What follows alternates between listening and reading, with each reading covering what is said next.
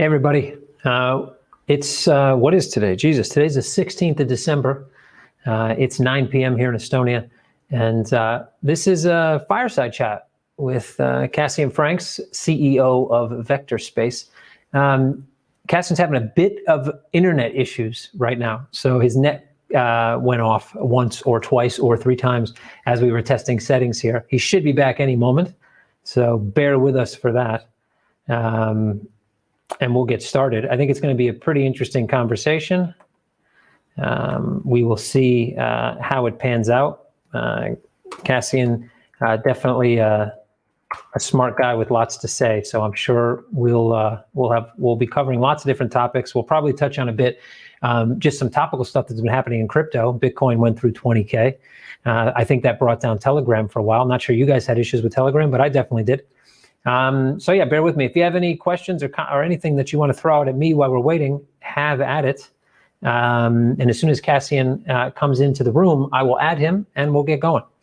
I see a question that pops up here. CAD for CoinMetro, CAD for CoinMetro, CAD on ramp at CoinMetro. Kevin is awesome. CAD for CoinMetro, CAD on ramp at CoinMetro, CAD BTC pair, CAD XRP pair. Kevin is amazing. CAD. Angelo. All right, right on. So you're asking for what, Singapore dollars then, or am I mistaken? Did I not read between the lines? We'll do what we can about Canadian dollars. We've had some requests, that's for sure. It's definitely one of the next fiats that we're looking to add. What about VXV CAD? I mean, why not, right? Yeah.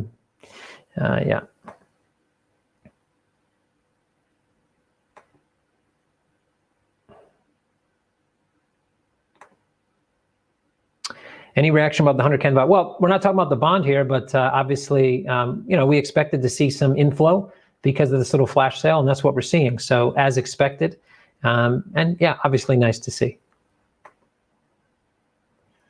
Yep, there you go. Oliver made a decision, so JPY being added. Sorry, guy. CAD's around the corner, though. It's around the corner. That's my new soon, by the way, around the corner. You like it? It's a little folksy. I kind of like it. It makes me feel good. Yeah. Yeah, I say it's the tip of the iceberg, and it's good to see, of course. Obviously. So I think it was expected, to be fair, at least from our side, and we expect some more inflows before this little flash sale is up. And then definitely in January, we expected a good amount of inflow, I'll say, in January. So, but definitely nice to see. Nice to see the support, to be honest. It's turned into a CoinMetro AMA. So if anybody's here to see Kasian from Vectorspace, he's coming. He's got some internet issues. So this might turn into a bit of a CoinMetro AMA maybe before he gets here. So listen in. Maybe you got a question you want to ask us, go for it. As soon as Kasian arrives, I will add into the room and we'll get going. By the way, if you look behind me, this is actually a zoom in on the Vectorspace logo. So, represent. Can we change the fiat currency default in the app? Yes, you can. Go to your settings. You can change your default to whatever fiat and to whatever crypto you wish, and you will see indicative amounts then on the dashboard in those fiat prices. We already looked at that one, sorry. Any MM for VXV? We are about to, we just started testing, or we'll start testing today, tomorrow, a new a new liquidity provider. Not necessarily a market maker, but new liquidity provider on CoinMetro who has agreed to price VXV. So I'm not sure what that's going to look like. And I haven't even discussed it. It was going to be something I was going to bring up here with Kasian on the show. So haven't actually discussed it even with him yet, but they're actually going to price all our altcoins eventually, probably in January, but all of them, maybe even XCM. So that's something that we need to talk to them about. But the answer to that is yes. And Kasian has also said that they're looking to do add organically to the book additional liquidity. So we're going to be looking out for that as well. Appreciate that. Yep. You look less bald when you're bald with less hair. The math on that is really hard to put together, but that's really what it is. If you're bald, less hair, look less bald. That's unless you go too less, then you're more bald. There's a threshold. You don't want to go through the threshold. You just want to get up on the threshold and kind of just hover on the threshold. Too little hair, more bald. Just enough hair, but less hair, less bald. That's the equation. There's some equal than and greater signs that need to be thrown in. It's confusing. What interesting thing happened today in CoinMetro land? Well, the bond flash sale. That's interesting. We have this nice scheduled Fireside chat, which we haven't started yet because we have some internet issues, but well, we don't. But Kasian does at Vectorspace, so hopefully we'll figure those out. Lots of things got done, actually. The past few weeks, man, have been just, I get in here in the morning, and then I go home, and I'm up till 2 in the morning, and the next day I do it again, and some days I feel like I get a ton done. Some days I'm just in meetings all day, that lets other people get a lot of stuff done, and I feel just exhausted. But there's definitely things moving. We've made a submission to Bank of Lithuania for EMI agent licensing today. So right on. UK coming up next. That's definitely one thing that I had on my plate today. How long did you know VXV, Mr. Franks? Do you know each other personally? No, we don't know each other personally. We've actually had one phone call with each other. Sometimes when we do listings, obviously PRQ would be one of those. It's a different relationship. So relationship here is different, but I'm hoping that over time that relationship grows. Just like I would hope that with any company that we list, to be fair. I got you, Uros. Throw your questions at me. I got them. Upcoming coins to be added. There's a decent list. That's really something I like to leave for Oliver. I've been talking to Alliance Block. I'll throw that one out there. Also talking to a few others, but Alliance Block is one that I've been talking to. Electronium's also something that I've been talking to. And there's a few others as well. And there's a decent list now, actually, for upcoming listings. News is brilliant. I think that could be the new leap forward. By the way, any updates on mobile app? Kind of went under the radar again. It looks like we're trying to get it out. We're trying to get it into the App Store for approval by the end of this week. That's what we're trying to do. We've been in talks now with a completely new team that's going to take on the mobile app starting from mid to end of January. And first release from them will be 3 months afterward, 3 to 4 months afterward of a phase 1. Then phase 2, 3, and 4 will follow pretty quickly. And within 6 months, we should have a full-blown, awesome, compare it to anybody on the market app that's going to knock everybody's socks off. So there you go. Doesn't the XCM floor price deter that liquidity provider? No, I don't see why it would. The fact that the floor price is known simply means that liquidity sits above the floor price. It also stops him or her or them or it, could be a robot, I don't know, from losing money when knowing that if they hold and there's lots of sell pressure coming in, they know where the limit is to where the price may fall. So I don't think so. In fact, I think it makes it easier for them to market make inside the book. Though this is a liquidity provider. There's a difference between liquidity providers. All market makers are essentially liquidity providers. Not all liquidity providers are market makers in the traditional sense. Hey, OnePlus, nice to see you. I'm gonna. This isn't. Don't. If I start seeing memes again about those weird looking brothers. So Kasian might be about a half an hour late. Kasian might be a half an hour late. He doesn't have internet. Internet fell off in his office or house, wherever he was when we were just talking before the show came on. Now he's got to go. He's going to run to a hotel to use the Wi-Fi there. Will take around 30 minutes. So you guys, it's just me, guys, just you and me for the next 30 minutes. So whatever you want to ask me, doesn't necessarily be about CoinMetro. If you're not a CoinMetro fan, well, I don't know why. Hopefully you're a CoinMetro fan. I don't know why anybody wouldn't be a CoinMetro fan, to be honest. But if you don't want to ask about CoinMetro, ask me about anything you want. Ask me about crypto, ask me about finance, ask me about capital markets, ask me about tokenization, ask me about compliance, ask me about regulations, ask me what I ate for breakfast yesterday. Ask me whatever you want, and we'll try to jam through these 30 minutes rather than cutting you guys off and coming back. Let's just rock on. When my order is partially filled, I can no longer edit the order. Can you change that? It's a good one, Bill. Thanks for that. Trying to think now from a tech side. I have to do a bit of a deep dive on that to see exactly what that would mean. I'm just trying to think from the top of my head what that may mean, because once the order's set in the book and it's been partially filled, I'll investigate that one. I'll investigate that one and see what we can do. What I would request from you, Bill, is if you could jump into our Telegram group at CoinMetro, go ahead and just run in there. We do have a feedback group, but that one's a little longer to remember. So just go to at CoinMetro on Telegram and say, hey, this is Bill. You guys should do this. Somebody will probably pop in and give you the link to where you can actually post it in our feedback group, and we'll discuss it. Next Monday is our next sprint meeting, so we'll discuss it on Monday and see what we can do. Appreciate it, Bill. Thank you. Nope, Electroneum is it's ETN, I think is the name of the token. Yeah, ETN has it's basically for micropayments. They do a lot on the continent of Africa. The continent of Africa. Sorry, and they actually have a really cool what do they call those things? Rabbit. Jesus. I was going to say RabbitMQ, but that's a messaging system. Like small jobs, micro jobs, right, where you can get paid, and they do a lot of business on the continent of Africa. They want to branch out into the U.S. They want to branch out more into Europe, and that's why they want to come with us, because we have those fiat on and off ramps. So yeah. Hey Kev, what are your thoughts about ETH? BTC is making all-time high while ETH is leaving behind, even though it's used more than in 2017.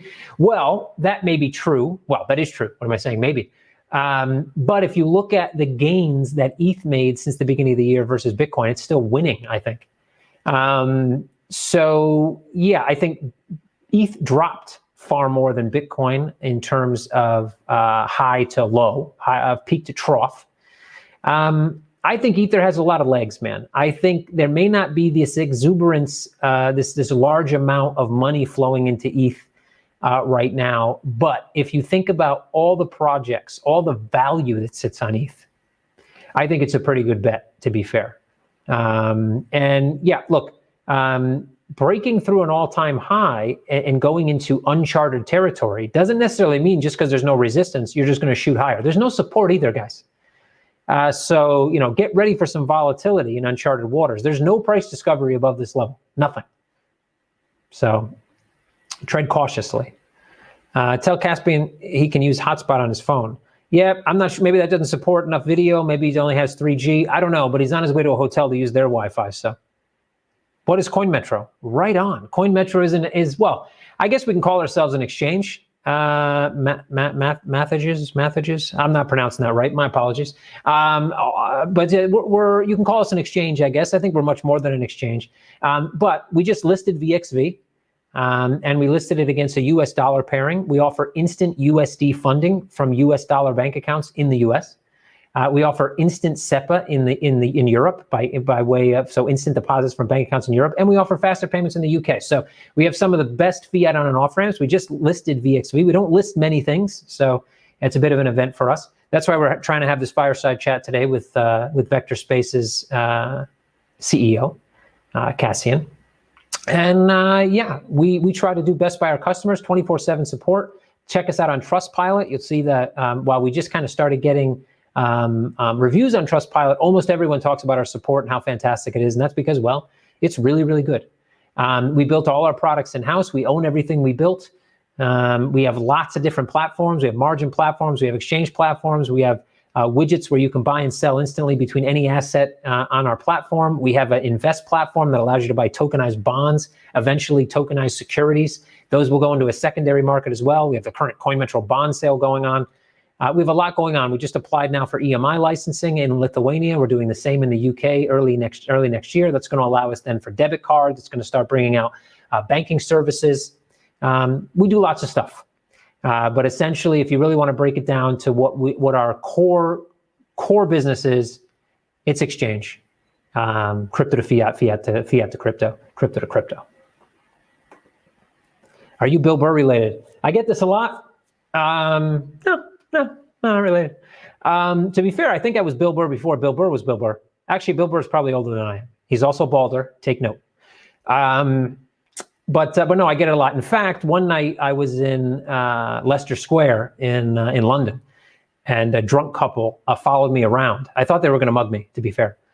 They didn't, but they followed me around out of a restaurant until finally the husband was bold enough in his drunk state to ask me if I could sign something for his wife. And I didn't know who they thought I was at the time. And then she murmured out something like, Mr. Burr. I was like, Bill Burr, yeah. Everybody confuses me. Everybody says that, actually. One day I think me and Bill Burr will meet. Maybe we'll do a fireside chat. Bill Burr needs to tokenize something, and then we can do something together. BTC 2021 end of year guess. Well, I'm not one of the guys that's going to say 100K, a million, 300,000, 485,000, 652 by extrapolating, some type of Fibonacci extension level or Elliott wave or Wyckoff theory. Nah, man, I've been a trader too long to believe any of that shit. So, so for me, I find a lot of the arguments that is made with Bitcoin to be falsehoods. Scarcity, falsehood. You can buy 1/100 millionth of a Bitcoin. That makes it a lot less scarce. One Bitcoin might be scarce, but most people can't buy a Bitcoin yet anymore anyway. The vast majority of the world cannot buy one Bitcoin. So one Bitcoin is meaningless to most people, and it can be divided into 1/100 millionth of a Bitcoin, not scarce at all. So when you take out the scarcity argument and you take out the fact that the vast majority now seems to be being bought up by large companies, which means that at some point they won't have anything else to buy because other companies aren't going to sell. But at some point, traders are going to want to come in and trade, which means they're going to have to get liquidity from somewhere, whether that's synthetic or not. The synthetic may drive the underlying market. My whole point is to say that I do think it may be able to go higher. Depends a lot on the incoming presidency in the US, depends a lot on geopolitical stuff, depends a lot. The whole Burr printer thing, it looks really cool on Twitter and everything, and that's great. But if you really look at the mechanics of the US dollar, they could print a whole ton of US dollars, not going to make too much of a difference in terms of inflation over the short to medium term. So, blah, blah, blah, blah, blah. I don't like to give a specific, I own an exchange, so I don't want this to be incurred as advice. What I would say is that at some point, maybe it's not going to be this year, but at some point, Bitcoin is going to trade like any other asset, meaning it's going to appreciate a certain percentage on average every year, and that's going to be a single-digit percentage. What price is that? Well, think that there's 21 million potential Bitcoin in the world. Multiply that by a price. Now, Bitcoin will not hold 60% of liquidity in the crypto markets when the crypto markets start to explode and you start to get tokenized versions of stocks, et cetera, secondary capital markets, et cetera. Think of Bitcoin holding 10% or 5%, but of a global market that's in the quadrillions, and extrapolate. I think this year we will probably see a range. Whether we see a higher range than we saw, maybe we get some extension up to the 30K level, 35K or so, and we start to see a range between 13 and 35. But I don't expect, in terms of percentage, crypto percentage anyway, a massive move in Bitcoin. I think somewhere between 40 and 60% throughout the year is probably, it's already exceptional compared to most other assets. Anyway, so but it depends a lot geopolitical, to be fair. I still think we may see some downside down to 13 after breaking 20, to be fair. Half an hour late, the CoinMetro soon already rubbed off on your guest. Yeah, right on. Sorry about that. What would it mean to have a market maker on XCM? Isn't CM the only place it's sold anyway? Yeah, again, liquidity provider versus market maker. But what it means is that, well, we obviously loan them a bunch of XCM, and they use that to make sure that there's a more liquid book, which means top of book is always bigger. That there's a few more solid tiers, that we're not held at price by only a small amount of money, which should give us a more mature book. A proper market maker can make money even if there's nowhere to offset the risk. If Parsec O2 protocol is integrated to CM, would we have XCM interests? Well, they would be paying. I saw some of Anatoly's Parsec AMA. Didn't watch it all, but saw some of it. And I guess they're coming out with like 55 other tokens now or something. The Parsec interest token, the Parsec, I'm kind of interested, but not so much, Parsec token, I don't know. So it seems that they have their own mechanism to pay interest. So if it's done through us, I'm assuming it would be paid that way. Would we potentially have some bonus in XCM? It's possible. It's possible. At CoinMetro, any updates on Kadena? If it says they have US exchange listing before December 31st, not sure if this is just a rumor or not. KDA seems to be a destructive company, but not doing too much. Yeah, look, lots of guys trying to get a lot of things done at Kadena. They're not so community orientated, I think. They're not so hype orientated, which I had to learn the hard way in this market. Doesn't matter what you're doing, doesn't matter how good your product is, you better try to get on the hype train, pun intended. So I have some updates just from things that they're trying to do, trying to get wrapped assets on Kadena, wanting us to list those assets, potentially be a sub-custodian under Anchorage for those assets. There's a few things that we've discussed. Don't know exactly how far those are on their side yet. As far as market making, supposedly their market maker was going to start. We were told by Kadena after I inquired again about when they were going to start, since they were already onboarded, to be able to open accounts. So far, nothing as far as I can see, or at least very minimal. So I will jump back with them and see if I can find something. If you want to come on the Friday AMA this week, I'll see if I have an update. Isn't Kadena supposed to be an ETH killer? I think everybody tried to use the ETH killer, name because, well, it just sounds good, man. Like, oh, you're the ETH killer. Oh, I'm the ETH killer. No, I'm the ETH killer. No, I'm the ETH killer. Just kind of got ridiculous. I think they do some things like they do some things that obviously Ether does, and they do other things that Ether doesn't. They have 20 side chains, 19 side chains, one main chain, something like that. So I don't think anything's going to be an ETH killer that I currently see in the market. What I do think is that these particular things like Kadena may have specific use cases that could take some market share away from Ether. CoinMetro is the best exchange, obviously. Yep. I think that was in our video, wasn't it? Yeah. I hear Kadena are bringing out better, safer version of Uniswap called Kadena Swap. Well, I don't think it's a version of Uniswap. I think it's just Kadena Swap. I don't think they're using the source code from Uniswap. Could be wrong, but I don't think so. And yeah, Kadena Swap. I think Kadena Swap's already been released, at least in beta, as far as I'm aware. But that is one of their. They have several internal projects. That's one of them. But also rumors that they were dumping tokens after announcements could be FUD. I don't know anything about that, to be fair. I can tell they weren't dumping on CoinMetro. Whether they were dumping somewhere else, I don't know. Knowing the team, that how regulatory compliant they want to be, how transparent they want to be, how much they don't want to cause issues with the regulator or their clientele, I would say that's probably FUD. But again, I don't really have any information on that. Kasian's name is pronounced like Cajun, by the way. Kasian. Oh. Well, how would you pronounce Cajun? Cajun? Because then with the little Kasian, it looks like Kasian. Am I wrong? I don't know, guys. Is it Cajun? Really? I mean, if I was pronouncing that as if I was speaking Spanish, it would be Cajun. I'm pretty sure that's not his name. So yeah, is it A, Kasian, or B, Cajun? You guys let me know, A or B. We've already been here 23 minutes, so I'm hoping whatever or however you pronounce his name, I hope he shows up soon, because I'd really like to get into this chat, to be fair. Anyway, guys, if you have more questions, feel free to pass them along. Let me check my Telegram here. Again, no Bogdanov or whatever it means, please. Okay, no update yet, so assume he's either in his Uber or getting set up, so that's good. Yep, okay. So, should be here momentarily, I guess, next 10 minutes or so. If you guys could give a thumbs up, I guess this video will be shared both in Vectorspace's community along with CoinMetro's. If you're a CoinMetro fan, or a client or whatever, we really do appreciate those thumbs up, those hearts, those bald guys screaming emojis, whatever those are, because it just makes people check out our videos, check us out, confuse me with Bill Burr, and then maybe become a client because of that. Maybe we should do a funnel. Maybe we should do a marketing funnel on CoinMetro with me impersonating Bill Burr. What do you think that would? Do you think that would do anything? You think that would bring some liquidity to VXV?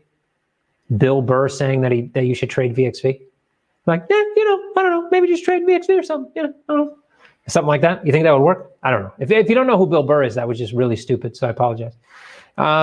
Anyway, guys, I'm waiting on some more questions. So feel free at any point to pop one through. Whether you're on YouTube, whether you're on Facebook. I think you can ask questions on Facebook. All questions that have come through have been on YouTube, though, to be fair. So maybe you can't.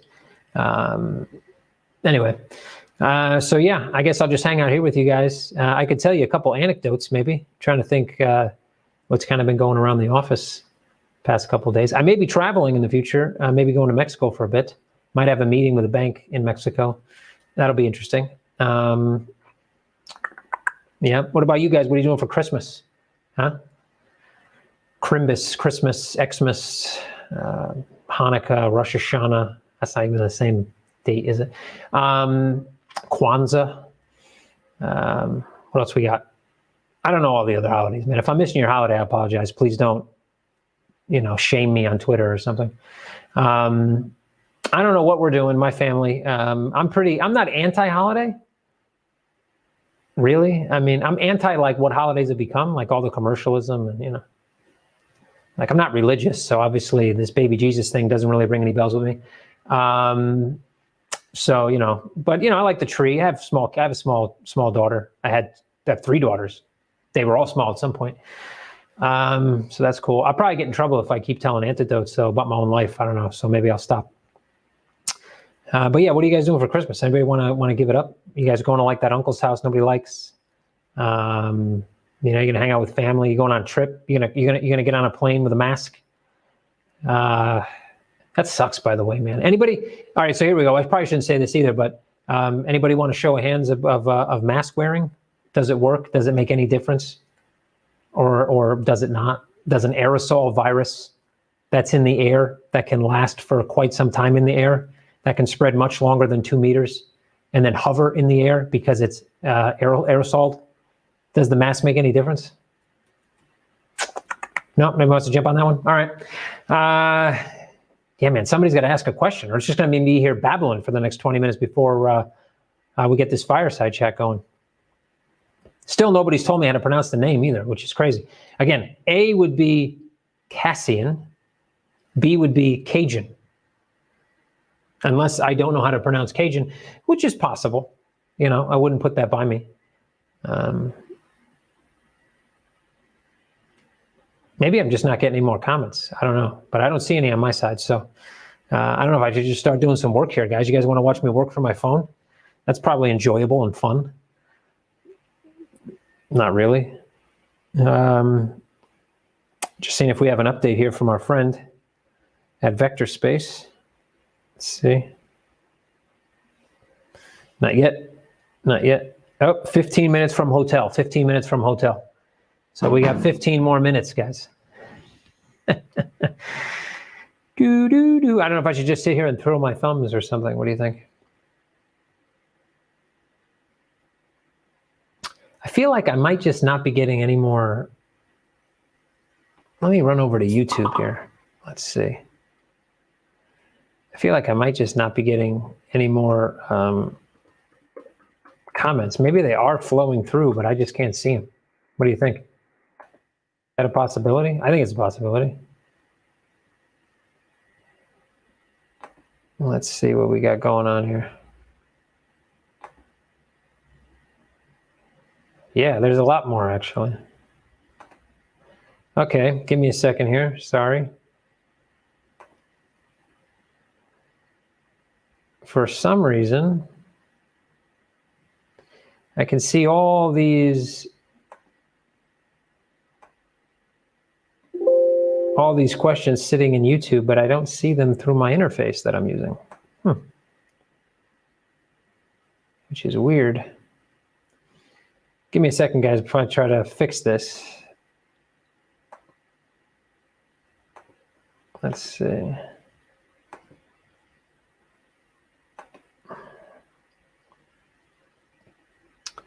Yeah, not sure what's going on. So let's see. Let's go, and I'm trying to find where the last question was. Okay, any updates on Kadena? We already got to that one. How about it? Okay, here we go. Jet fuel. I'm sorry I can't put these on the screen, guys, because unfortunately, the system I'm using isn't loading them. So yeah, so can't put it on the screen, but here we go. How about inviting Michael Saylor, the MicroStrategy CEO, for Fireside Chat? We'll bring lots of views.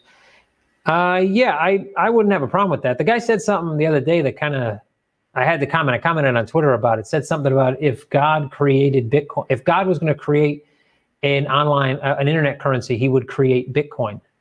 And my response to that was, if an almighty being was going to create a decentralized money that could be used for storage of value and remittance of value across the world, he would do it with something that has 7 transactions per second and has basically created a larger wealth gap than fiat ever did. I don't think so. But yeah, I'd invite him on. I think we could have a cool chat, actually. Anybody has any, reach out to Michael Saylor. Have at it, man. We'll definitely do it. Hello, my question to you, this is from Dempsey, is how can I transfer the amount to my bank account?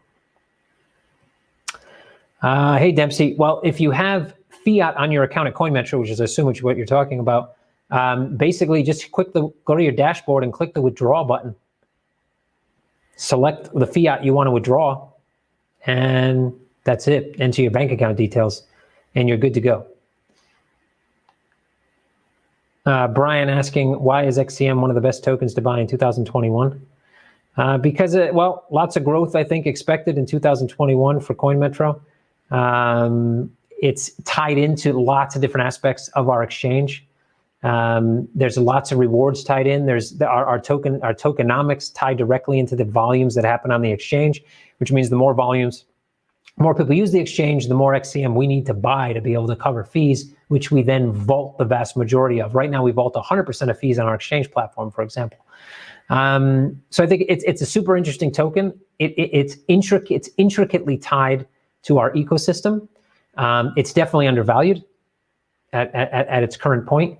And more and more value will be added to the token as we move through the end of 2020 and into 2021. Staking, collateral, all types of things you'll be able to do with that token, and also be remunerated in that token for all types of other services that you can use with other crypto assets. How are the fees on CoinMetro? Some of the lowest in the industry. 0.1% max is what you'll pay. Makers never pay anything. In fact, you can actually get paid to be a maker if you're on one of the tiers, our rebate tiers. I mean, you lock up a bit of XCM, 10,000, 25,000, or 50,000 XCM are locked. You can unlock them at any time, by the way. You just lose the benefits. But by locking that XCM, you're then able to actually be paid to make on the exchange. And if you don't have a tier, you don't never pay to put in a limit order on the exchange.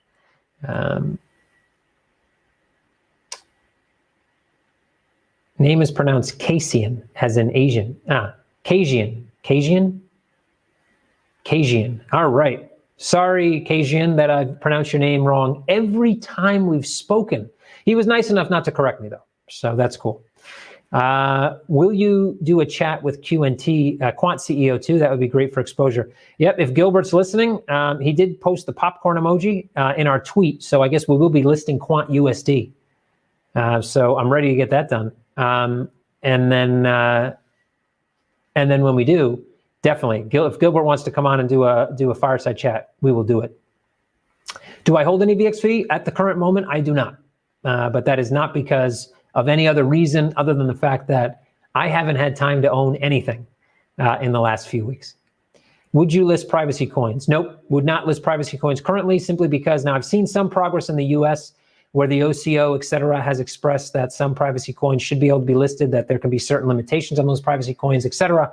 In the EU, though, I have yet to hear a regulator talk nicely about privacy coins, and it's not something that I've been really in hot debate with regulators on. So for the current moment, no, privacy coins will not be listed. However, in the future, I do expect privacy coins to be listed almost everywhere, even regulated exchanges, though there probably will be certain thresholds met that you're only allowed to do transactions up to a certain amount, and obviously KYC will be needed, which will then would create some type of ledger between exchanges, like a travel rule ledger, so exchanges will be able to know who owns what addresses and build up that database over time. I'm snowboarding without a mask. Bright on, outdoor activity without a mask, sounds good to me. Hey Kevin, how are regulators looking at DeFi and DEXs? Do they have future? Hey Andres. DeFi, decentralized finance, I was gonna say Binance, holy Christ. When it comes to decentralized finance, I think Bitcoin was essentially the first entry into decentralized finance. Bitcoin's decentralized. Its main use case up to this point has been finance. That makes it DeFi. So when it comes to DeFi, I think regulators for the whole, what they're looking at is the DeFi market, as I've said before, right now is kind of, the legs of the DeFi market are built to glass. They will shatter. The DeFi market is going to implode at some point because there's a lot of scams in DeFi. There's a lot of rug pulls. There's a lot of nonsense happening in DeFi. Just like there was a lot of nonsense in ICOs, just like there was a lot of nonsense before that, in other financial products that came out way before crypto. There's always nonsense, then it gets cleaned up, and then it gets refined. DeFi is a part of the future, and regulators, I think, understand that, though they are going to start to put more pressure on market manipulation, on fraud, et cetera, and that is going to probably temporarily cause ripples in the DeFi market, eventually will cause a more mature and much larger DeFi market. DEXs will be applied KYC in the future, market manipulation as well, front running and all that stuff will have to be controlled through a DEX. How they do that will probably be some form of centralized governance, which may slow down those DEX engines. It may have a need to make those DEX order books more transparent. In doing so, it may centralize part of that order book, which will lead to what I've been talking about what I believe is the future, which is hybrid, which is decentralized settlement and centralized order books. But generally speaking, they both have a piece of the future. Quant staking would be nice. Quant staking is nice. Put some quant on the platform, check back your account in 4 hours, see what happens. Quant staking's live, my friend. The mask will increase your viral load by catching germs and viruses in your area, constantly exposing you to higher exposure. Yeah, very good. Yep, didn't see the questions.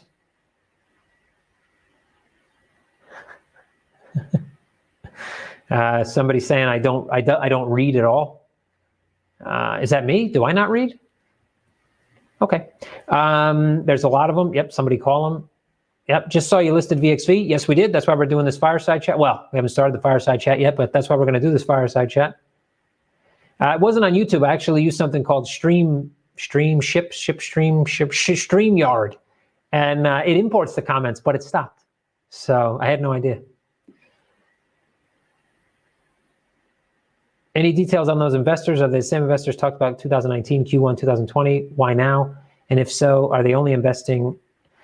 We've had the same group of investors that came in to fill one of our last funding rounds back in December last year. And these same investors, along with other investors in their group that they've brought in, are the investors we're talking about. So they might not, some of them aren't the same, but they are part of the group. Why? Well, part of that group is massive.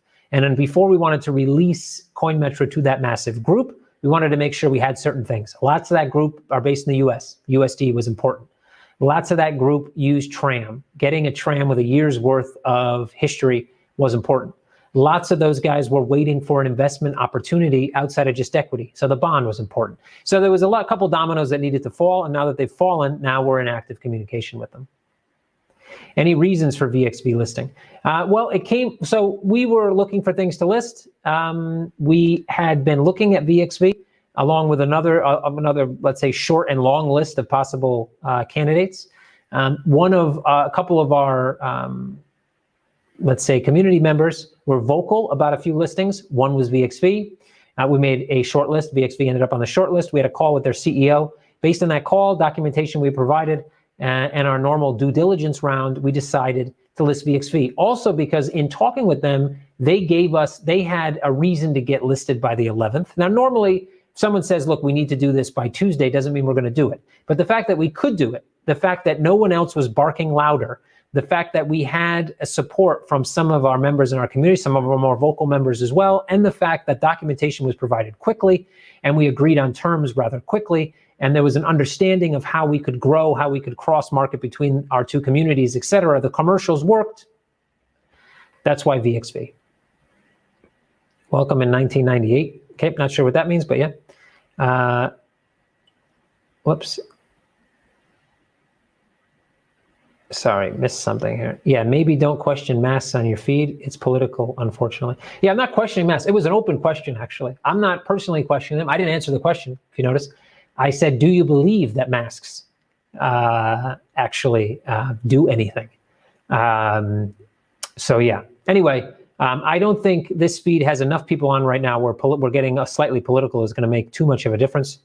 Hopefully, though, one day this feed sees enough people where it does, somebody does get a little upset and reaches out.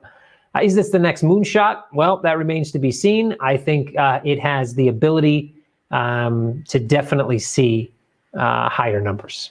So I'll put that out there. What changes you made to increase security since the theft? Hey, Bill, lots, actually. So the theft wasn't through our hot wallet, cold wallet, nothing. None of those things were actually accessed directly. It happened because there was an intrusion on one single computer. On that workstation, the intruder was able to gain access to our admin panel. Now, our admin panel needs VPN access, but we had our office IP whitelisted. So office IP no longer whitelisted. Every action inside of our admin interface requires 2FA. People that have substantial access have physical 2FA devices, not even phones. They have physical like YubiKeys. Every single action requires 2FA. Every single connection requires VPN. If the VPN itself requires a PIN number as well as 2FA to access the VPN is the only way that you can access the admin panel. Admin panel access is logged. IP addresses are logged. IP addresses that don't fit into the other active address profiles are kicked offline. And there's other things as well. But we beefed up security substantially. Security was also already quite substantial when it comes to our hot wallet, our cold wallet, our warm wallet system, who has access, etc. But intruders find your weakest point. Our weakest point happened to be device security, which we've also rectified. But even if without the device security, even if someone were to gain access with the same type of RAT or remote access capabilities, they would not be able to do a thing on the platform. When is the Lions Block token going to be listed? Don't have a date for that yet because still in communication back and forth with the Lions Block. Not sure it's going to be in the next batch or the batch after. But definitely it's something that we are looking into. And if we can come to an agreement with Alliance Block, it will be one of the next things we list. Sorry, this YouTube scroll is absolutely horrendous. Where's the UI guy? Talk more about QNT and staking, interview with Gilbert. So QNT quant staking is live on the platform. You deposit quant right now, no matter what you're doing with it, putting it up for, you're trading it, you have it sitting in your account, you got a limit order open, whatever. You can put a limit order to sell quant at 100, euros. And while your limit order is sitting there pending, you will receive XCM between 3 and 5%, depending on if you're in a XCM rebate tier or not.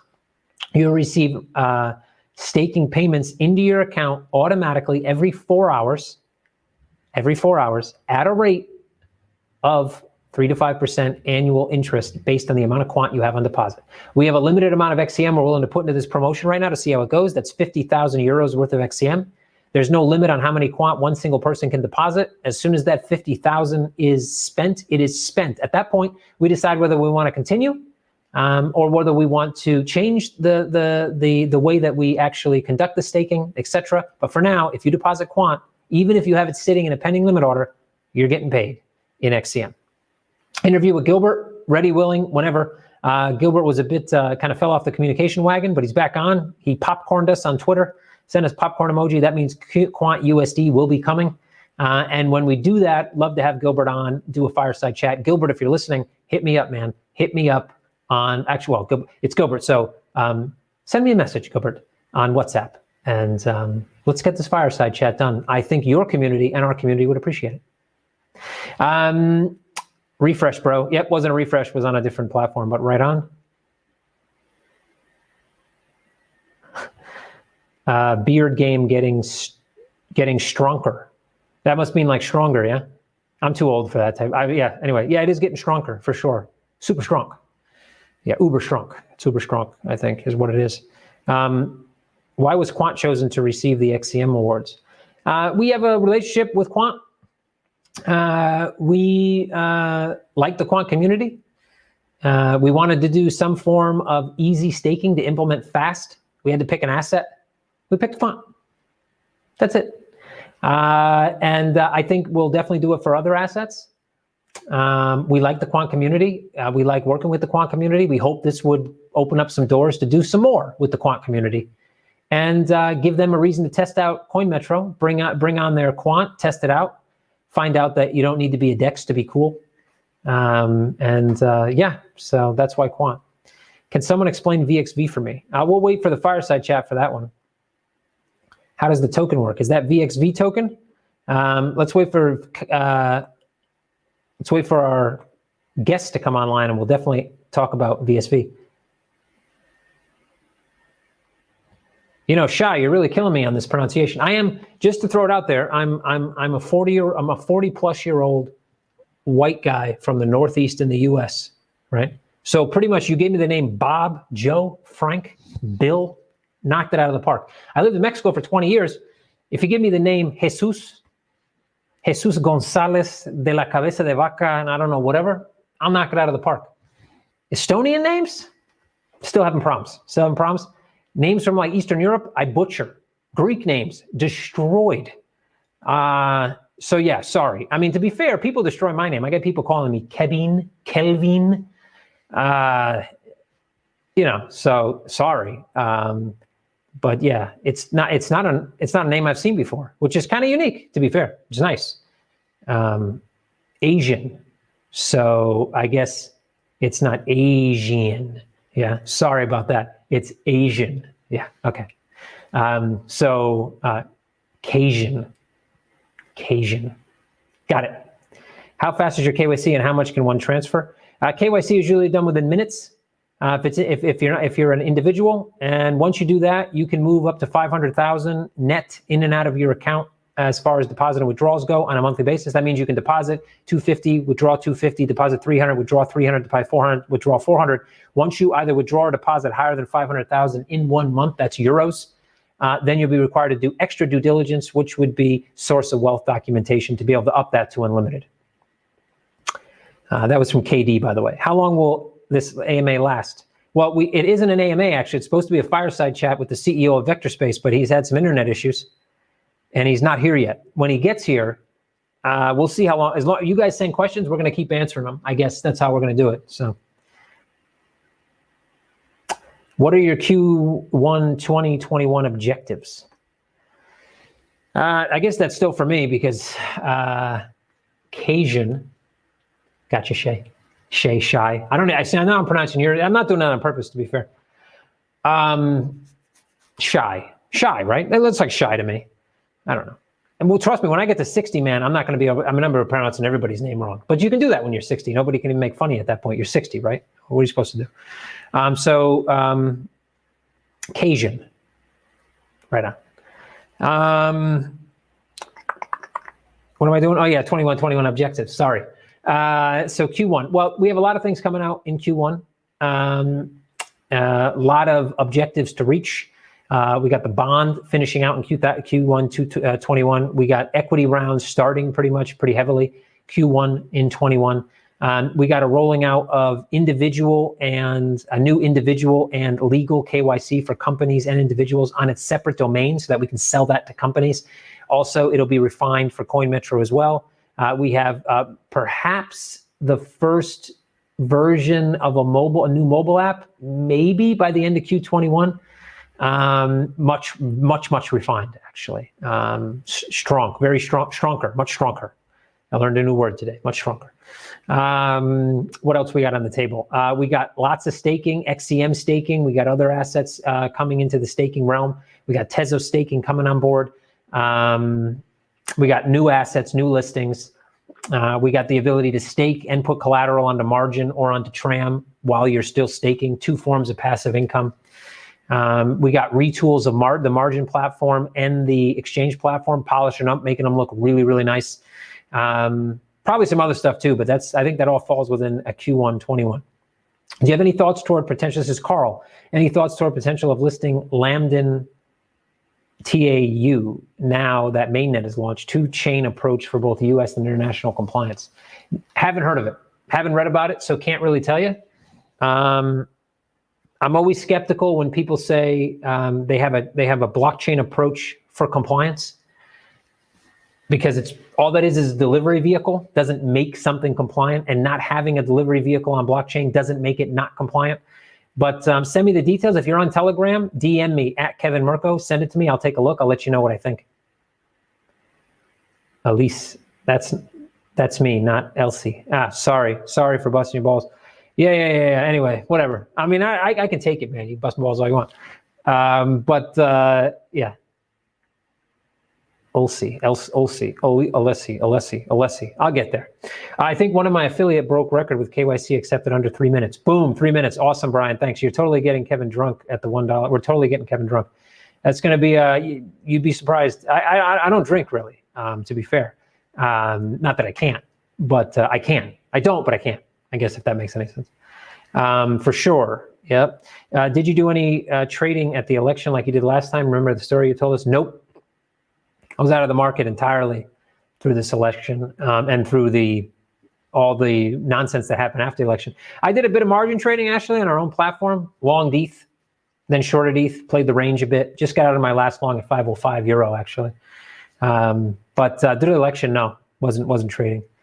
How does CoinMetro aim to be different from other centralized exchanges? Well, I think, I don't know how long you've been listening to me babble. Let's see if our buddy's here yet. Kasian. So he's not here yet. Okay. So how are we going to be better than centralized exchanges? Well, look, I think centralized exchanges get a bad rap. We'll start from one thing, security. Centralized exchanges obviously are a target. They hold a lot of funds. Okay. Individuals are also a target. Lots of funds get phished. If you get phished and you're on Uniswap, no one's going to pay you back. If you're on a centralized exchange and it's run in a compliant, regulatory manner, and it's at least to an honest manner, transparent, you should be getting your money back. You should be made whole by that centralized exchange. That's not going to happen on a decentralized exchange. Centralized exchanges, I think centralized order books are far superior to decentralized order books. They are transparent. You can see what's happening in the book. You can relatively find out what your VWAP, what your volume weighted average price is going to be. I'm actually, I don't know why I went other centralized exchanges. Sorry, I don't know why everybody always asks about decentralized exchanges, so I went off on a tangent. I think when it comes to, look, we're open, we're transparent. You have access to the CEO, you have access to me, you have access to AMAs every Friday. We're a transparent company. We tell you when it's good, we tell you when it's bad. We have 24/7 support that actually works, that actually answers people's questions. We have one-on-one relationships with many, if not the majority of our clients. We have instant fiat on-ramps. If you have a US dollar account in the US, you can get instant ACH deposits, up to $2,500 per deposit, up to $5,000 a month, and we're going to raise that over time. If you're in Europe, you can deposit unlimited funds, SEPA Instant. If your bank is on SEPA Instant, instantaneously. Within seconds, maybe a minute or two at worst, if we have to manually review before we credit. If you're in the UK, you have faster payments. That's instant GBP deposits. Same thing, unlimited. All day, all night, 24/7, 365. Yep, we allow credit cards as well, and they're direct. We have a merchant account. We don't use Simplex. We don't use some other platform where you buy Bitcoin first, then deposit Bitcoin, you get a bad rate. None of that. When you deposit euros or pounds with us with a credit card, you get euros or pounds on your account, and then you can decide what to do with them. And our rates are lower than using something like Simplex, like Binance, and all these other exchanges use. We're regulatory compliant. We're not only compliant in Estonia, we not only have licenses in Estonia, we have registrations with Austrac in Australia for money remittance and for crypto exchange. We have registration with FinCEN in the US for money service business, foreign money service business. We just put through an application with the Bank of Lithuania, and we'll be doing the same with the FCA in the UK for EMI licensing, agent licensing, which will allow us to do many new things as well. We stay compliant to protect your funds and to protect our business. What happened with OKX? Funds were frozen for like a month. That wouldn't happen. That wouldn't happen with us. The risk for that happening is much lower. Why? Because we comply with regulation. We comply with AML. We comply with, we're not going to come in here and have ourselves shut down by the regulator just because, and get your funds frozen. So it's a different way to run an exchange. We try to do it in a professional manner, and we try to make sure that every one of our clients is important. Doesn't matter if you deposit €1 or 1,000 Bitcoin. When you reach out to us, we're going to respond. We're going to answer your questions. Hopefully that answers your question. From Brian, Kevin, how are you able to remember all the regulations, licensing, finance laws, et cetera? Is it always amazing that you can answer all these detailed questions? Well, I've been doing it for a long time. Brian, when you've been doing something for a long time, you remember it, right? That's just the way it is. I've been doing this on the FX side. I've been inside of regulations and finance related laws for 20 plus years. So, I do it every day. So it just comes natural, and it's interesting to me. I like to make sure I'm on top of things. I like to know what's happening. And if I have an opinion, I'm gonna throw it out there, right? I'm not afraid. I'm not afraid to talk to regulators. In fact, I like to talk to regulators. I like going in there. I like having an opinion. I like understanding how they think. I like understanding what we need to do to remain compliant. I want to be compliant. I'm not running away from regulation. I'm not saying I'm based in Malta when we're not even licensed there and have no license. I'm not saying I'm based in Hong Kong and then running away when the regulator comes. No, I'm staying put, and I'm making my business more compliant. I'm doing things in a more strict manner to make sure that I'm protecting my clients' money. Because if my clients lose their money due to my fault, then guess what? I don't feel like wearing an orange jumpsuit, so I don't see that in my future. CoinMetro is going to challenge Coinbase one day, not going to lie. I think we will. I think Coinbase is going to start to lose market share at some point for sure. They're going to branch out to more institutional. I think they're going to lose a lot of retail market. And yeah, definitely. 100 XCM bet, Kasian, still not here. Kasian doesn't show. Well, I don't know if anyone wants to take that bet. Let's see. Awesome. I got to use Simplex where I'm from. It's the cheapest option for me. Hey, Ahmed. Well, that depends. Because what are you getting charged from that Bitcoin when you buy it? You're getting charged probably 5% for the credit card charge or the debit card charge. But what rate are you getting on Bitcoin when you buy it through Simplex? You're probably getting a 1% markup at least, maybe 0.5, both sides of the book. If you come with us and use a credit card, which you can, then you're going to get charged. If it's a worldwide credit card, yep, you're going to get hit with a similar fee, but you're going to get deposited euro or pounds to your account, and you'll be able to buy Bitcoin at a very tight spread with only 0.1% commission. Worst case, we turn this time with Kevin into some great content. Yep, maybe. This Kasian dude isn't coming, is he? I think he will. Let's see. If you deposit USD, how do you get euros for euro trading pairs? Good point. So for right now, we don't have physical delivery of fiat to fiat. So there's a few options. Easiest option, I guess, was go onto our swap widget right on the dashboard. Take your or take your USD and go onto the platform, to our exchange platform. Take your USD, buy Bitcoin, buy ETH, and then start trading with that. That's probably the easiest. We will be loading out in a newer version of the launching, I should say. It's been a long time, been a long day.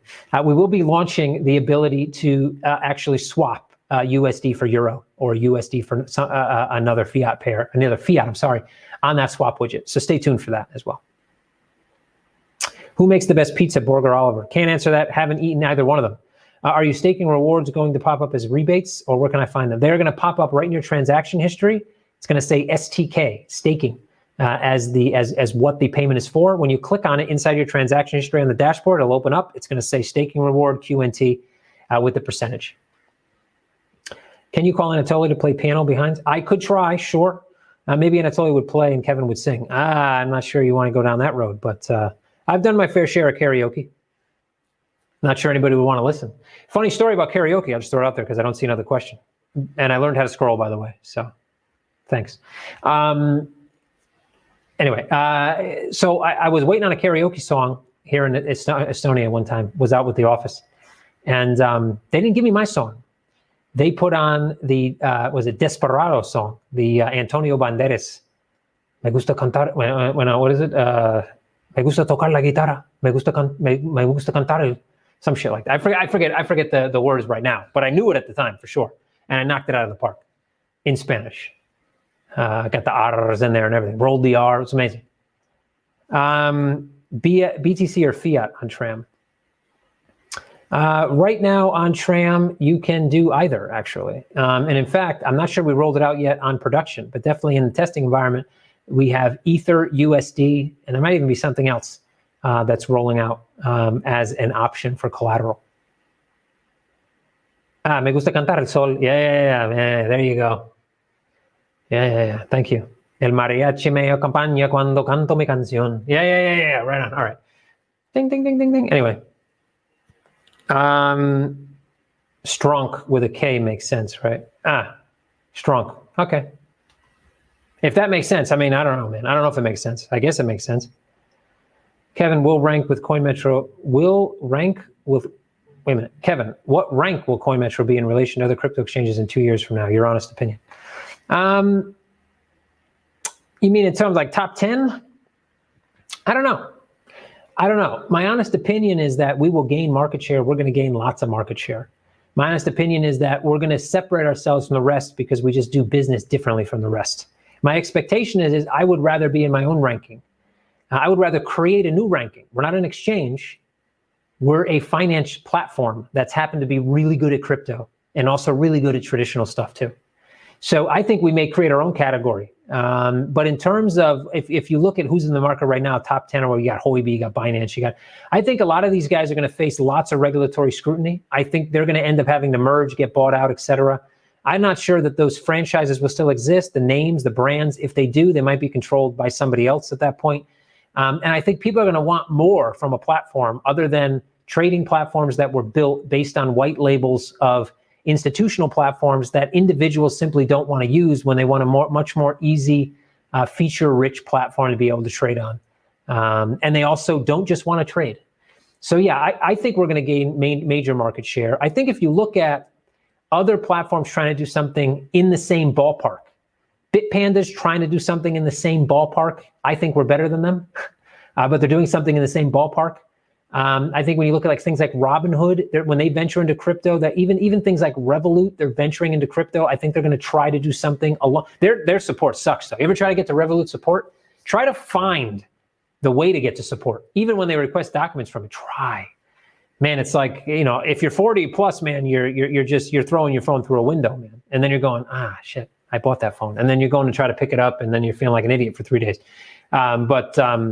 Yeah, I generally think that the crypto market, the exchange market, is going to drastically change over the coming years. Drastically. Is it a valid strategy to sit on a diverse portfolio for a while? Diversification is always good. Over diversification is just as bad as under diversification. Just because you're in 45 assets doesn't mean 45 might be shit.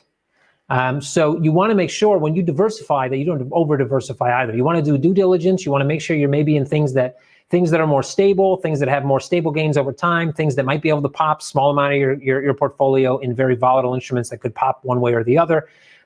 In something that holds more value and definitely gains over time. Bitcoin's proven that it's volatile, but every year, except for 2, it's proven that it shows to be profitable. So, you want to have those kind of stores of value. You want to have a mixed bag, but not necessarily too mixed. That's for sure.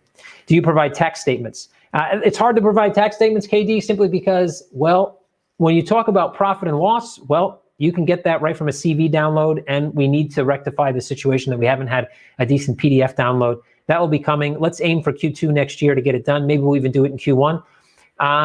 But you can download the CV and pass that on. There's actually a tax company in crypto, PizzaMind. If you know PizzaMind, Crypto 101 guy on Telegram, he knows the name. If you ask in our Telegram group, probably be able to retrieve it. But you can just send that CSV to them and they'll knock it out.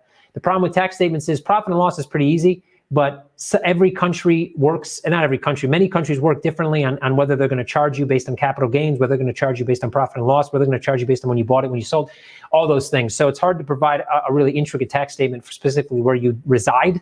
But there definitely are companies that can do it, and that CV download should be good enough, CSV download. Is BTC or fiat better on Tram? Depends on your outlook. Obviously, you're going to make money based on your collateral. If you have euro as collateral, all your profits will be in euro. If you have Bitcoin as collateral, you're going to get more Bitcoin. So if you're looking to get more Bitcoin, Bitcoin's better. If you're looking to get more euro, euro's better. I would say probably in the long term, Bitcoin would be better. Revolut is not yet. Revolut is horrendous in customer support. ETA for Cajun.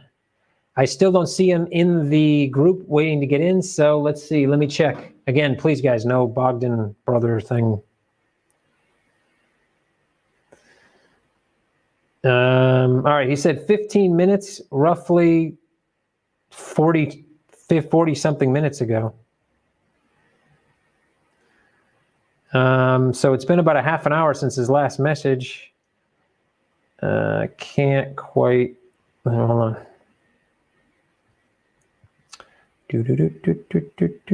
He said he was 15 minutes from the hotel. So yeah, I don't know. We're gonna let's go for another 15 minutes, guys. If he shows up, then we'll go ahead and knock this out of the park. If he doesn't, we just had a CoinMetro AMA with VXV branding. Right on. I can see a CoinMetro debit card image on the homepage. Can't find info. Is this live and it plans?